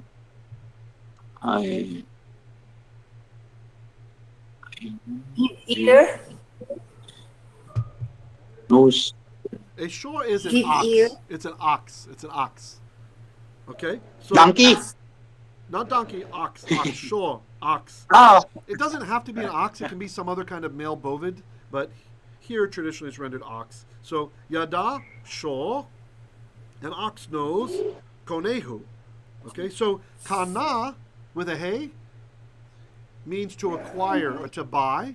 So kone is an active participle, one who buys, right? One who acquires. Kone. So konehu. What's the who telling me? Who? Him. Nose. Yeah. Him or better here to say his. His kone. His owner, right? His buyer. Yeah, his buyer. Literally his His buyer. It's literally his buyer. That's right. So an ox knows his buyer, the one who bought him, right? Rab, sorry. That's Tagalog rabbit, conejo. It means a rabbit? Rabbit? Yeah, in Tagalog. Oh, I think that's like Conejo. Espanol. Isn't that also Espanol? Conejo? I'm not sure. Maybe Dr. Vera can help with that. Oh, that's funny. Yeah, Conejo. maybe it's Owner. Spanish. Right? I think it's from Spanish. Yeah. Funny. That's great. Those Always tell me those. I love it when there's a multilingual pun. I collect those. I like those multilingual puns. Okay? Good. Vachamor? What's a chamor? Chamor. and Donkey. Yes. Chamor. Yes. Donkey, chamor. And by the way, look, guys, look at the vowel under the vav. So he wanted to put a schwa there, but you can't have two schwas in a row, so he copied the sound, right? Just like what Dr. Vera was asking about below with the lo choli, right? The sound gets copied. So that's why it's va chamor, okay? And a donkey, a vus, I don't expect you guys to know this. A vus is a trough. It's like a long place where you can feed or water multiple animals at once, okay? So a donkey, a vus, the trough of be'alive. What's be'alive mean? its owner in From Yeah, from Allah owner that's right. From Baal, to a right. right? Yeah, Baal. Exactly. master, Yeah, his master, his Master. owner, all that stuff. Exactly. master. Yep. And by the way, look, we have a little hint that this is construct. The munach, conjunctive, ta'am, the sense sign, is giving us a hint that this word somehow connected to this word, right? So that's how you say the trough of his master, right? Or the trough of his owner's trough, something like that. Yisrael, you guys know. Lo yada. What's lo yada mean? Not Doesn't know, right? Israel Doesn't does not know. Doesn't know. Does not know. Ami, what's ami? My people. My people. People. Lo, My people. what's lo? Lo. my people, not And then here's kind of a hard word.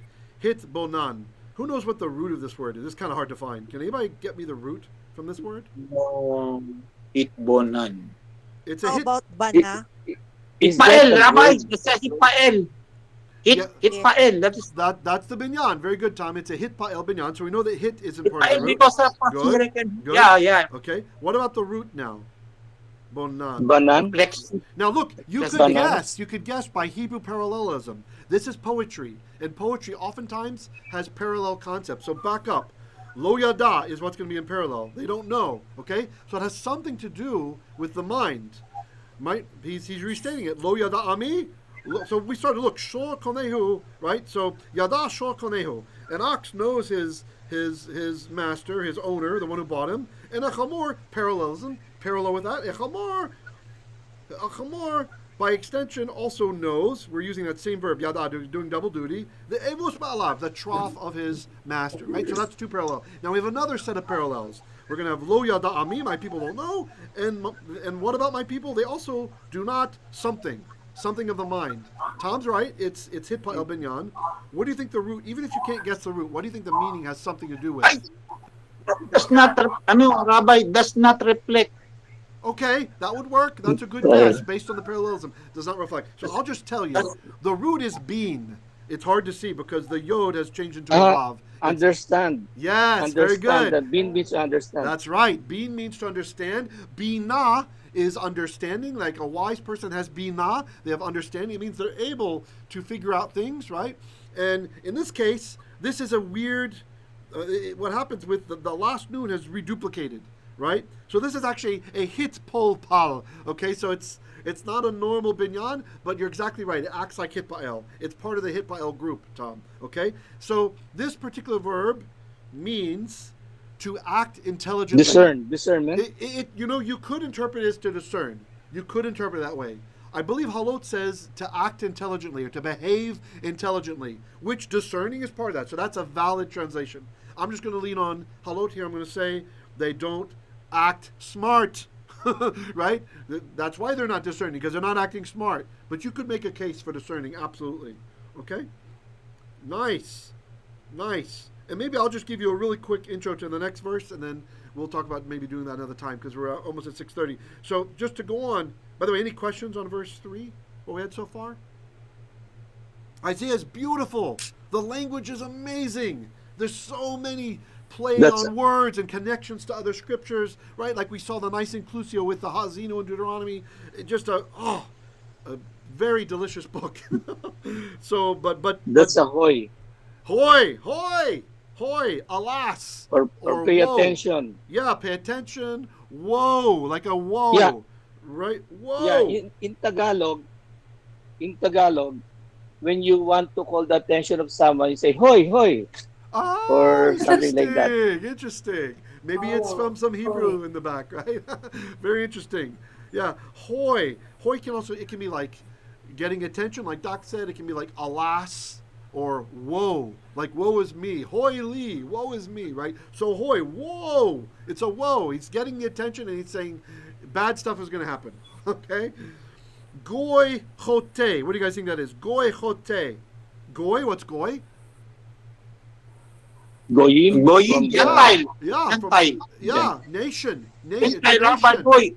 Yeah, it's singular. Like, yeah, that's right. So, but in this case, nation, chote. Nation of. That's to sin, yes. sinning. Exactly. So, sinful nation. Rabbi, go ahead, Tom. Why there is a middle there? There's a wall in the middle of hoy and goy. What are you looking for? Oh, why the full valve? There's a middle. Yeah, in the middle. Yes, right. The middle, like a wall in hoy. And there's a vertical line between. There's a vertical line. Yeah. Okay. So this is a sign that is used by the Masoretes sometimes to make sure that people give enough of a pause between the words, so they don't end up with some mistaken text. Maybe if it had said hoi goy, maybe this is some other word that they're, there's an Aramaic ending that might work. So usually you'll see this pop up when they want to be sure that the reader separates the words. So in a way, it's the opposite of a makef. He's the anti-makef. You understand? Yeah. Good question. Yes. For me, I just always ignore that thing. I didn't even see it when you're talking about it. I'm like, what's he talking about? Are you talking about the valve? The wall? I didn't even see it. It's like invisible to me. I don't pay attention to those because it's just saying don't make the two words one. Because we don't read even the makaf as if it's one word anymore today, right? We don't read them together like you're supposed to in ancient times. So, yeah, good question. Okay, you understand? Everybody understand? In Isaiah 5:1, it says also hoy. Yes. Is there a vertical line also? I could not.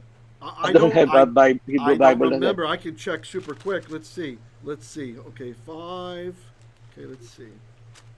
55 verse 1. Oh, 55. Okay, hold on. We're going to have to jump a bit. But there are the hoys of Isaiah. They're called the woes of Isaiah.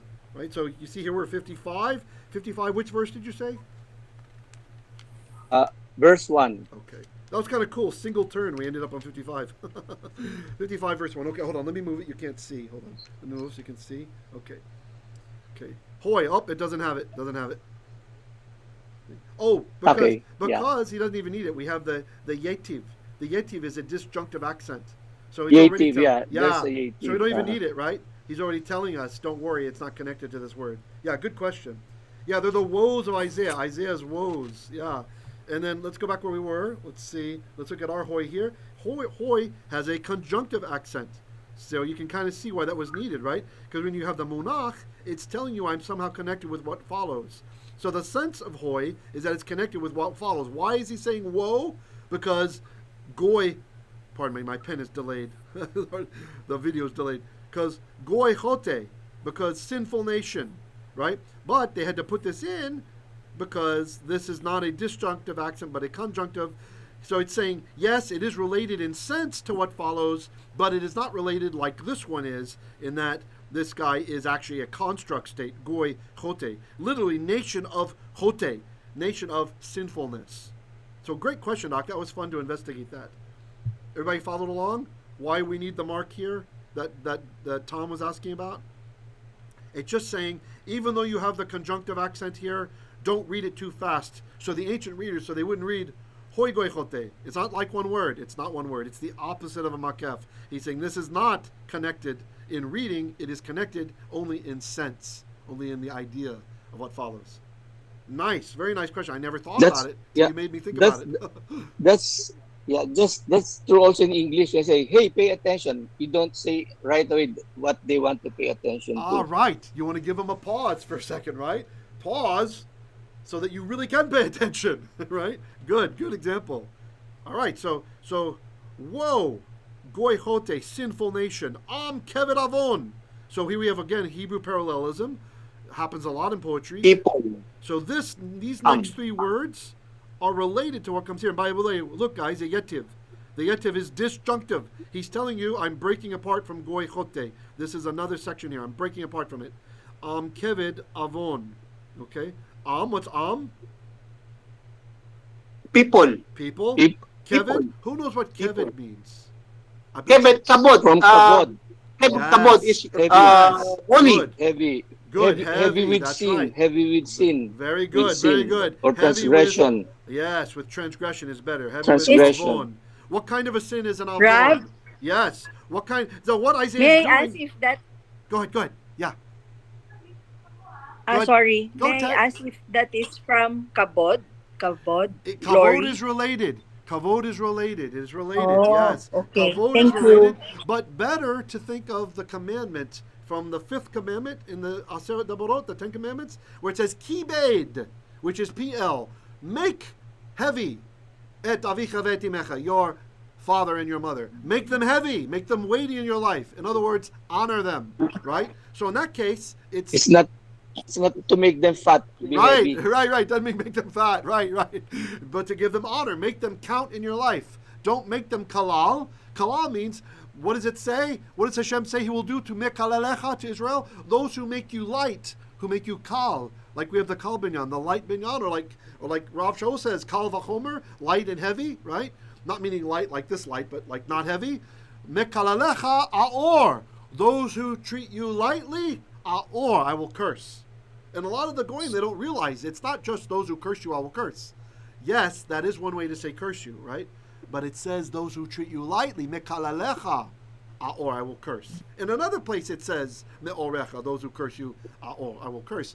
But in another place it says those who treat you lightly, right? Those who don't make you heavy, those who don't treat you weighty in their life. So those who treat the nation of Israel, the Bnei Israel, native born and grafted in, who treat us lightly, like unimportantly, what does God say? I will curse them, right? So this light and heavy, it's very important how it funnels through from the original language. In English, it gets kind of waxed over, right? When you read those who curse you, okay, curse you. But the essence of the meaning is treating you lightly. They don't have to curse us. They don't have to say, foo, Israel, blah, blah, blah. They just have to treat us as unimportant. They treat our theology as unimportant, and they end up cursing themselves because they have an improper theology later on. They miss out on those extra blessings of loving Torah and enjoying the holidays and the Shabbat and all the great stuff that makes our lives more meaningful. They miss out on it. They're cursing themselves by treating Israel lightly. So good. So keved, very good. You guys saw that this is heavy. Actually, even the word for this could also mean liver in a different context because it's the heaviest organ, right, Doc? It's the heaviest organ that's in there, or at least they thought it was. The liver, okay? Yes, that's right. Okay, so good. So, and now look at this, guys. You know, I've taught on cheta, sin, how when it's by itself, right, out of context, it can mean any kind of sin, right? Any kind of sin, right? But when it's in relationship with other words, other sin words, it usually means accidental sins. So look at the interesting parallelism that's happening here. Goy chote, so this is implying that sinful nation because you don't know what you're doing even. You don't study the Torah. You don't even know it's a sin what you're doing. That's the goy chote, right?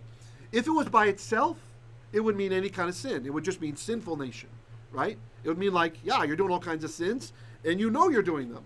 But the context here, we can kind of tweak it a little bit. We can understand that Isaiah is saying, you're a nation that does sins even accidentally because you don't know what you're doing because you're willfully ignorant. And Hebrew parallelism, keved avon. What is avon? What does avon mean? Specifically, explain to me the kind of sin that an avon is. Who knows? What's an avon?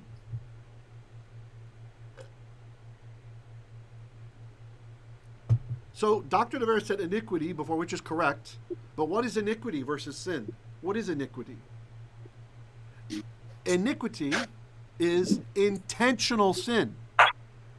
You know that it's a sin, and you still do it. That is iniquity. You guys understand? Sorry, my camera moved. Hold on, where are we?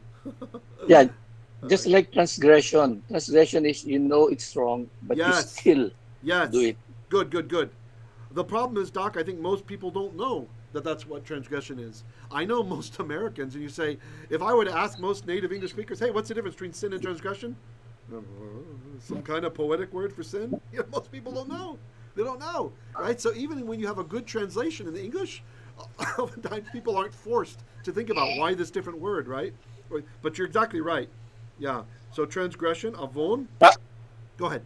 Rabbi, Rabbi, I remember that aon in my Sidur, there is yung bihurakum ikaper aon below. Good. That is but it's, bihurakum ikaper aon below. Just keep bihirba. That's prayer in Sidur. Nice memorization. But just so you know, Achi, it's avon. Because although it used to be, you're right. In ancient times, it was awon. It was awon. So it's almost like you're saying it. But if we say with today's, because look, here's the vav, and then there's the defect of cholam. See, it really should have been two vavs in a row, and then you know it's avon. Yeah, but you're right. You're very close because the ancient pronunciation would have been awon, which is actually close to how you're saying it. So you're not even that far off from the original. Good. Yeah. So here he specifies. You're a goychote, you're a nation who does sins accidentally because you don't have a clue, you don't even care to know what Hashem wants, and also am keved avon, a nation that is also heavy in intentional sins. So you do the chote, which is the accidental sins, and you also do the avon, the intentional sins. I think we kind of lose this in the English a lot of times, what's happening here. He's tweaking out both ends, right? And I didn't even think about that. Until I'm slowing down to talk with you guys about it right now. Oh, wait, it's parallel. Oh, okay. It's not just sinful nation, it's accidentally sin. Like Wantan, maybe? Like Wantan nation, we could say. Nation of Wantan is that you don't really care about your sins. But also, keved avon. There's no way out. You're also heavy in avon, in transgression, like Doc said, intentional sins. Zera mereim. Descendants. Yep. Descendants, Rabbi. Descendants, or we can even think of Yesh'yahu. What does Yesh'yahu call some of the Shemite Pharisees? Brood of vipers. Zera is brood. It could be a brood if you're talking about snakes. Yeah, if you're talking about a snake, it's a brood, right? So you can kind of isn't Zera a seed also? Zera is seed. It's seed, yes. That is the basic meaning, is seed. And when we talk about offspring, literally the Hebrew is saying seed, like the Zerah Avraham is the seed of Abraham, right? Yeah, exactly. So Zerah, seed or offspring, or we can kind of feel Yeshua, who loved to read from Isaiah, right? Brood, if it's about snakes. Mereim. What do you think of Mereim? Mereim, that's evil. Evil doer. Wicked. Exactly. Evil people, wicked people, evil people. The mem is telling it's an agent. It's someone. Remember we talked about all times you put a mem on a noun. If you don't know the noun, you can see the root, ra. You know ra is evil, right? And remember I said oftentimes if we put a mem in front and make a new word, this is someone who does it like as a profession or someone who does that thing. So an evildoer, an evil person. So these are evil people. Seed of evil people. Banim, what's Rabbi? Go ahead. Mem, that's mending from evil. Mem. It would have to say may, Tom. It'd have to be may with a tseri under it in front of the ray. Okay. Yeah? If it said may, it's a. Yeah, it's part of the word. It's part of the word in this case. Yeah, good question. Preformative men. Yes, preformative men. That's right. Good comment, Doc. Banim, what's banim? Banim? Sons or children, destruction. Right? I'm going to go with children because of destruction.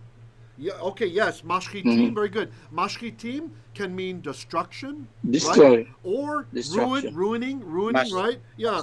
Sons, ruining. Like destructive sons or ruining sons. Like you're ruining everything. You're destroying everything. Yep. Either way. In fact, we even have a special. There's a being that Hashem created called Hamashchit, and He created it and He uses it in the Exodus to do a lot of destruction in Israel. Angel of destroyer. Yes, that's right. Destroying angel. Exactly, a destroying angel. Yep. But we don't even have to say Malach. He has a full name. He's Ha-Mashchit, the destroyer, like that. Yeah. But you're right. He's a destroying angel. Mashchitim, Rabbi, can be immoral. No, I think so. Maybe. I'm not sure if I've seen it used that way, Tom. I don't think so. But like ruin, it can mean ruining or destroying, right? Like you could ruin some food. You mashchited the food, right? Like that. Yeah, good. I need spoil. to You can spoil. Is that Go ahead. That's from shakat, means to destroy. Yes. But the form mashkit is looks like a hifil or something because of that. Yes, exactly. It's from the hifil active, the hifil participle. Mashchit. Right? So when you do the active participle in hifil, you put a mem in front, but you still have to have your yod showing you that it's a hifil. Exactly right, Doc. Very good. So mashchit is one who shachats, who causes to shachat. Right? So the root shachat is really about ruining. In fact, in the nifal, it means to be ruined, to be spoiled, etc. Right? But to cause to be ruined, to cause to be destroyed. So that is a destroyer. Right? So mashchit is a destroyer.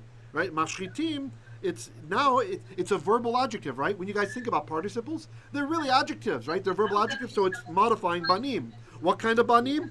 Mashchitim. Sons who ruin everything, sons who destroy everything, right? Everything I gave you, you're destroying. Got it? Very good, very nice. Okay? Azavu, what's azavu?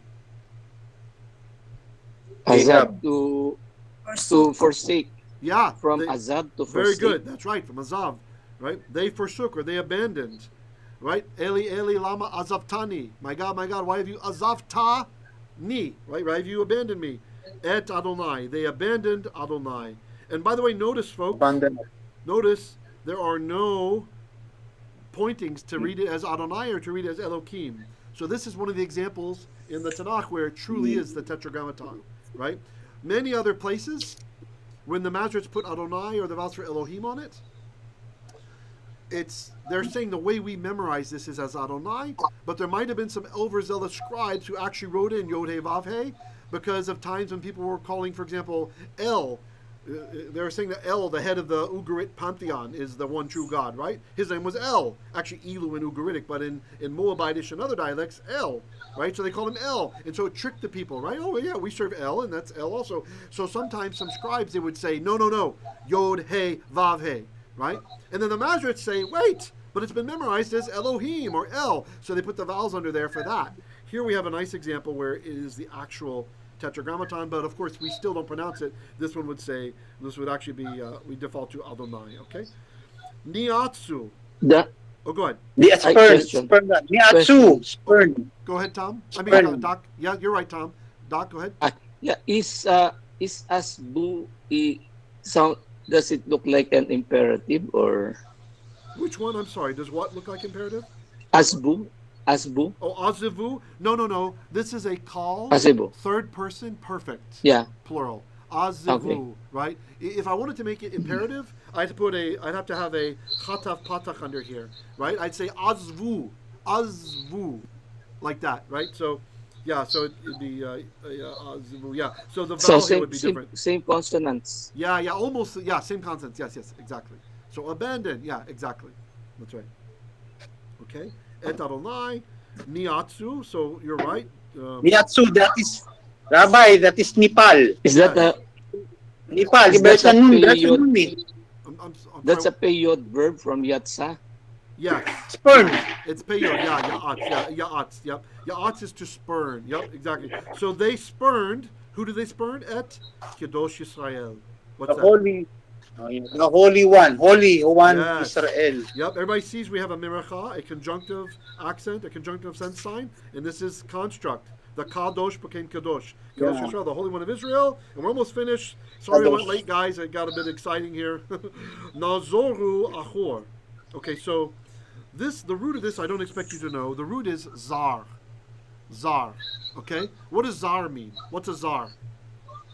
Zar is prince. No. That is sar. Sar. But zar. Zar. That's zar? Yes. Who remembers? In the Proverbs, in Mishlei, the wise teacher warns the young man, do not turn to the zara. Zara is a woman. Zara, yes. Right? Oh, yeah, that's. She's like a forbidden woman. She's a Zara, right? The Levites are supposed to execute any Zar who encroaches into the holy place. In some translations, they say alien. A strange woman. Yeah, right. Zara is a strange woman, exactly. Strange. So Zar has the idea of strangeness, right? Or alien sometimes, right? So Nazoro means to be estranged, to become estranged. No, it's actually together. Nazoro achor means to make yourself into a stranger. Literally, to nifal, be estranged backwards, right? So instead of coming close to Hashem, they have become estranged backwards. So they become estranged. Nazoro achor, they've estranged themselves. Okay?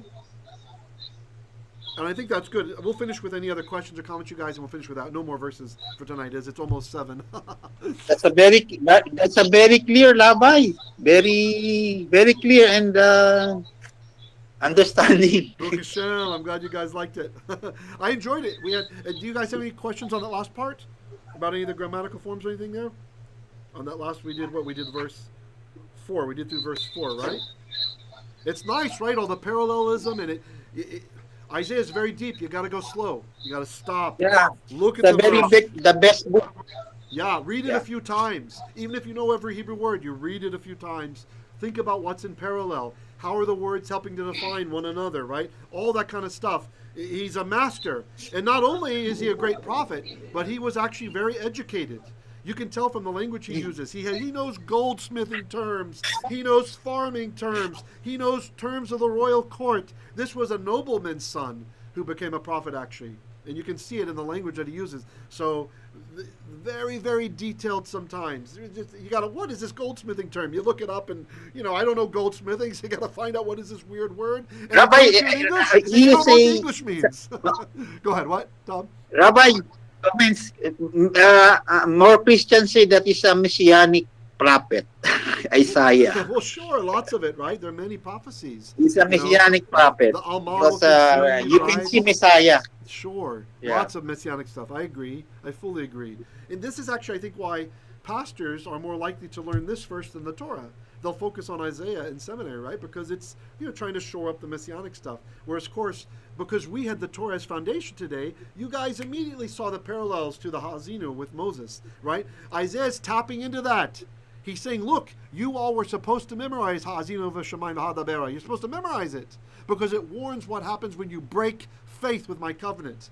And so Isaiah taps into that right early on in his chazon, in his vision. He taps in, but he reverses it, right? Because things are messed up now. Instead, he says, Shimu Shamayim, right? Instead of Ha'azinu Shamayim, right? Shimu. He mixes the verbs in opposite. And so any reader who knows the Torah, they're going to think of the Torah when they read that, right?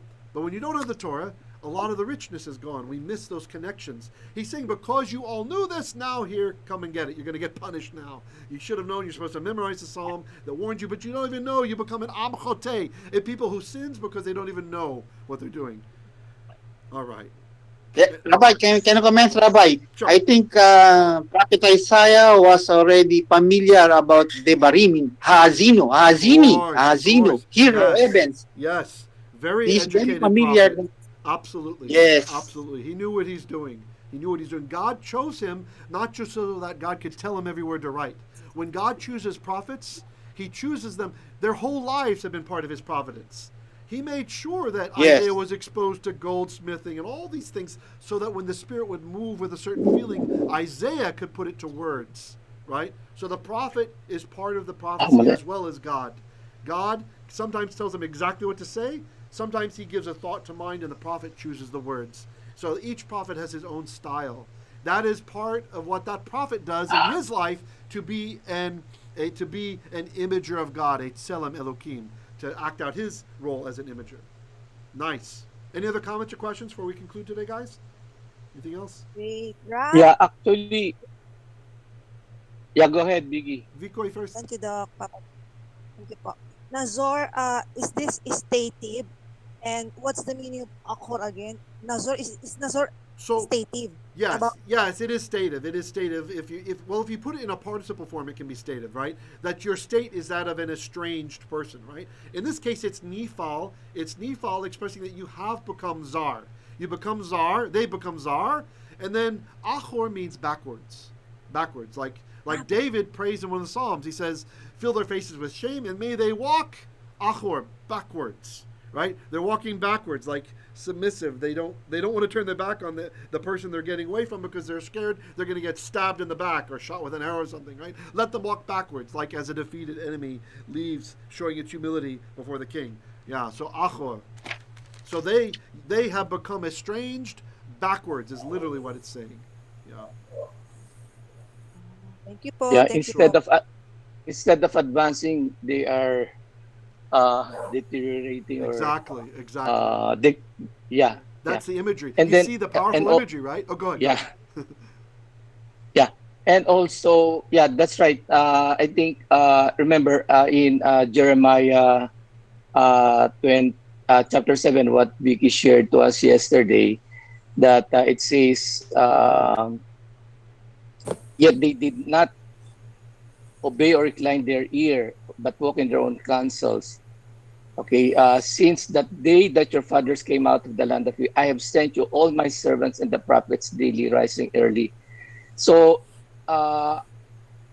in the Hazinu, it's a song that prophesying what Israel will do, the unfaithfulness of Israel later will do. Yes. And God will send them prophets, but they still will not listen. And so that's why Isaiah had to jump board or jump start from what Moses said. Yes, exactly.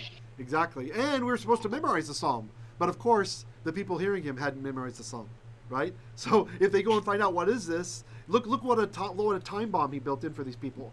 Remember, whenever we read the scripture, it's first for the people in those days and then for us, right? So they're just as important, if not more important, than we are as the audience. So when he gives them this rebuke, right, and they're going to hear, someone's going to recognize, oh wait, it's like the Hazino. Someone's going to know. And then, so basically he's putting a time bomb out there for those who hear it. Amchote, you're a nation that's sinning because you don't even know the laws. You're an Amchote, you're doing accidental sins.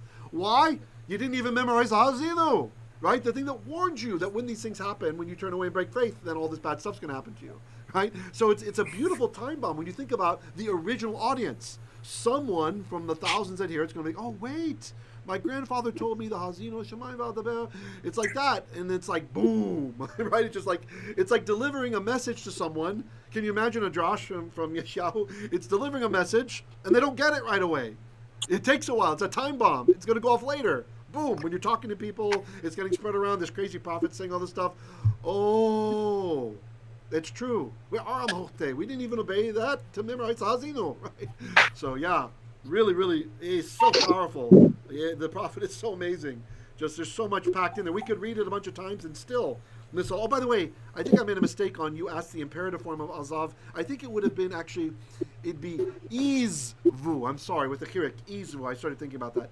With a Chirik, right? For example, like here, Shimu, like that. Yeah, so Izvu. Okay, Doc? So Isbu is the imperative form?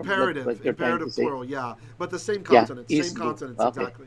Yeah. So in the original consonantal text, it could have said Izvu, but surely he's not saying abandon. You should abandon Et Hashem, right? So we know how to point it. Yeah.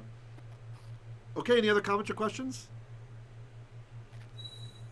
So the Hasid is just like since Moses is about to die. Yeah. It's just like Is it just like a time capsule that that you bury in, when you build a building? You put a time capsule, and so that people will remember. Yeah, you could say it that way. Yeah. Why not? But he does tell them before he says the Hazinu. He does tell them, learn the words of the song, right? So he wants them to learn it. So I was saying that Isaiah's teaching is like a time capsule because the people have already forgotten the Hazinu.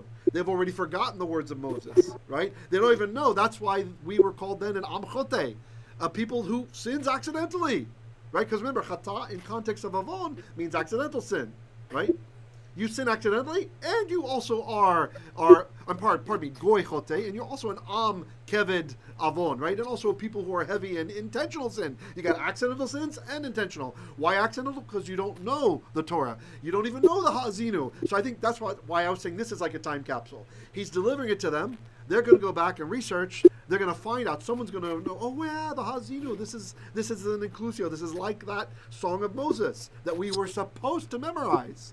Moses is, I wouldn't call it an exact time capsule because those people are people back then were supposed to memorize it. So if they had it memorized, they're reading the Torah every year, et cetera, et cetera, et cetera.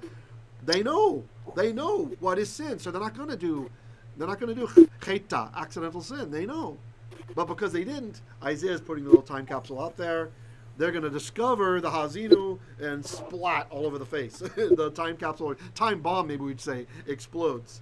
Yeah, so maybe you say Moses became a time capsule, and then we have a time bomb from the time capsule. Rabbi, in addition, the prophet Isaiah was telling to them, to the people of Israel, that there will come destruction upon them. Yes. Because of happened with 586 BC, that the Solomon's temple has been destroyed. So Isaiah was telling to them that this judgment will come if they forget the Hazinu, or the Torah of Moses. Yeah. Look how much God loved Israel. There's even an overlap with the prophet Jeremiah and Isaiah. Part of their prophesying overlaps. Part of the time when they were alive and prophesying in Israel overlaps, right? So God sent two major prophets to people in those days. And they're totally different people. One's a kid, right? You got one who's a kid, and you got a kid who's like poor and all this stuff, and you got the other one who is like a nobleman, right? So he's getting God is reaching all strata of society. He's reaching everybody with these prophets. It's a 1-2 punch, and the people still. And Jeremiah even gives them an Aramaic phrase, right? Look, I want you to memorize this so that when you're taken away by Aramaic speakers, you know what to say to them, right? And what is it that we say? We don't worship any God except the God of Israel, etc., but in Aramaic.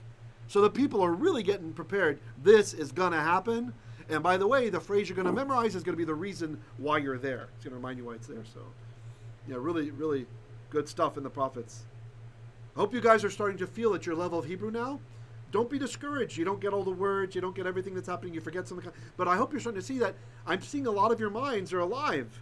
You're starting to see already the benefits of the years of effort you put into Lashon HaKodesh already. So I want to encourage you that you can even enjoy this talk that we had today.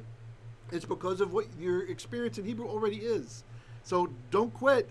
Keep going. Keep working at it. Keep struggling. And so you can really enjoy this level of teachings. All we're doing, we're just going through the text. We're not researching. We're not looking at commentaries. We're just, the beauty of the text you're starting to appreciate in and of itself. You guys see that? I hope you see it. I want that for you. Yes, Rabbi. All right. I enjoy it, Rabbi. You're very wonderful. Hallelujah. Hallelujah. All right, guys. Yeah, even though I arrived late. Thank you, teacher. Yeah. Ted said he had to log out early because of she had a low-bat cell phone. No problem, no problem. All right, you guys be blessed throughout the week, and keep chatting over there in the Messianic chat and in our Hebrew literacy group. Okay, guys? Yeah, thank you. Right. Thank you, teacher. Be blessed. Be blessed. Thank you. Thank you. Toda Rabba.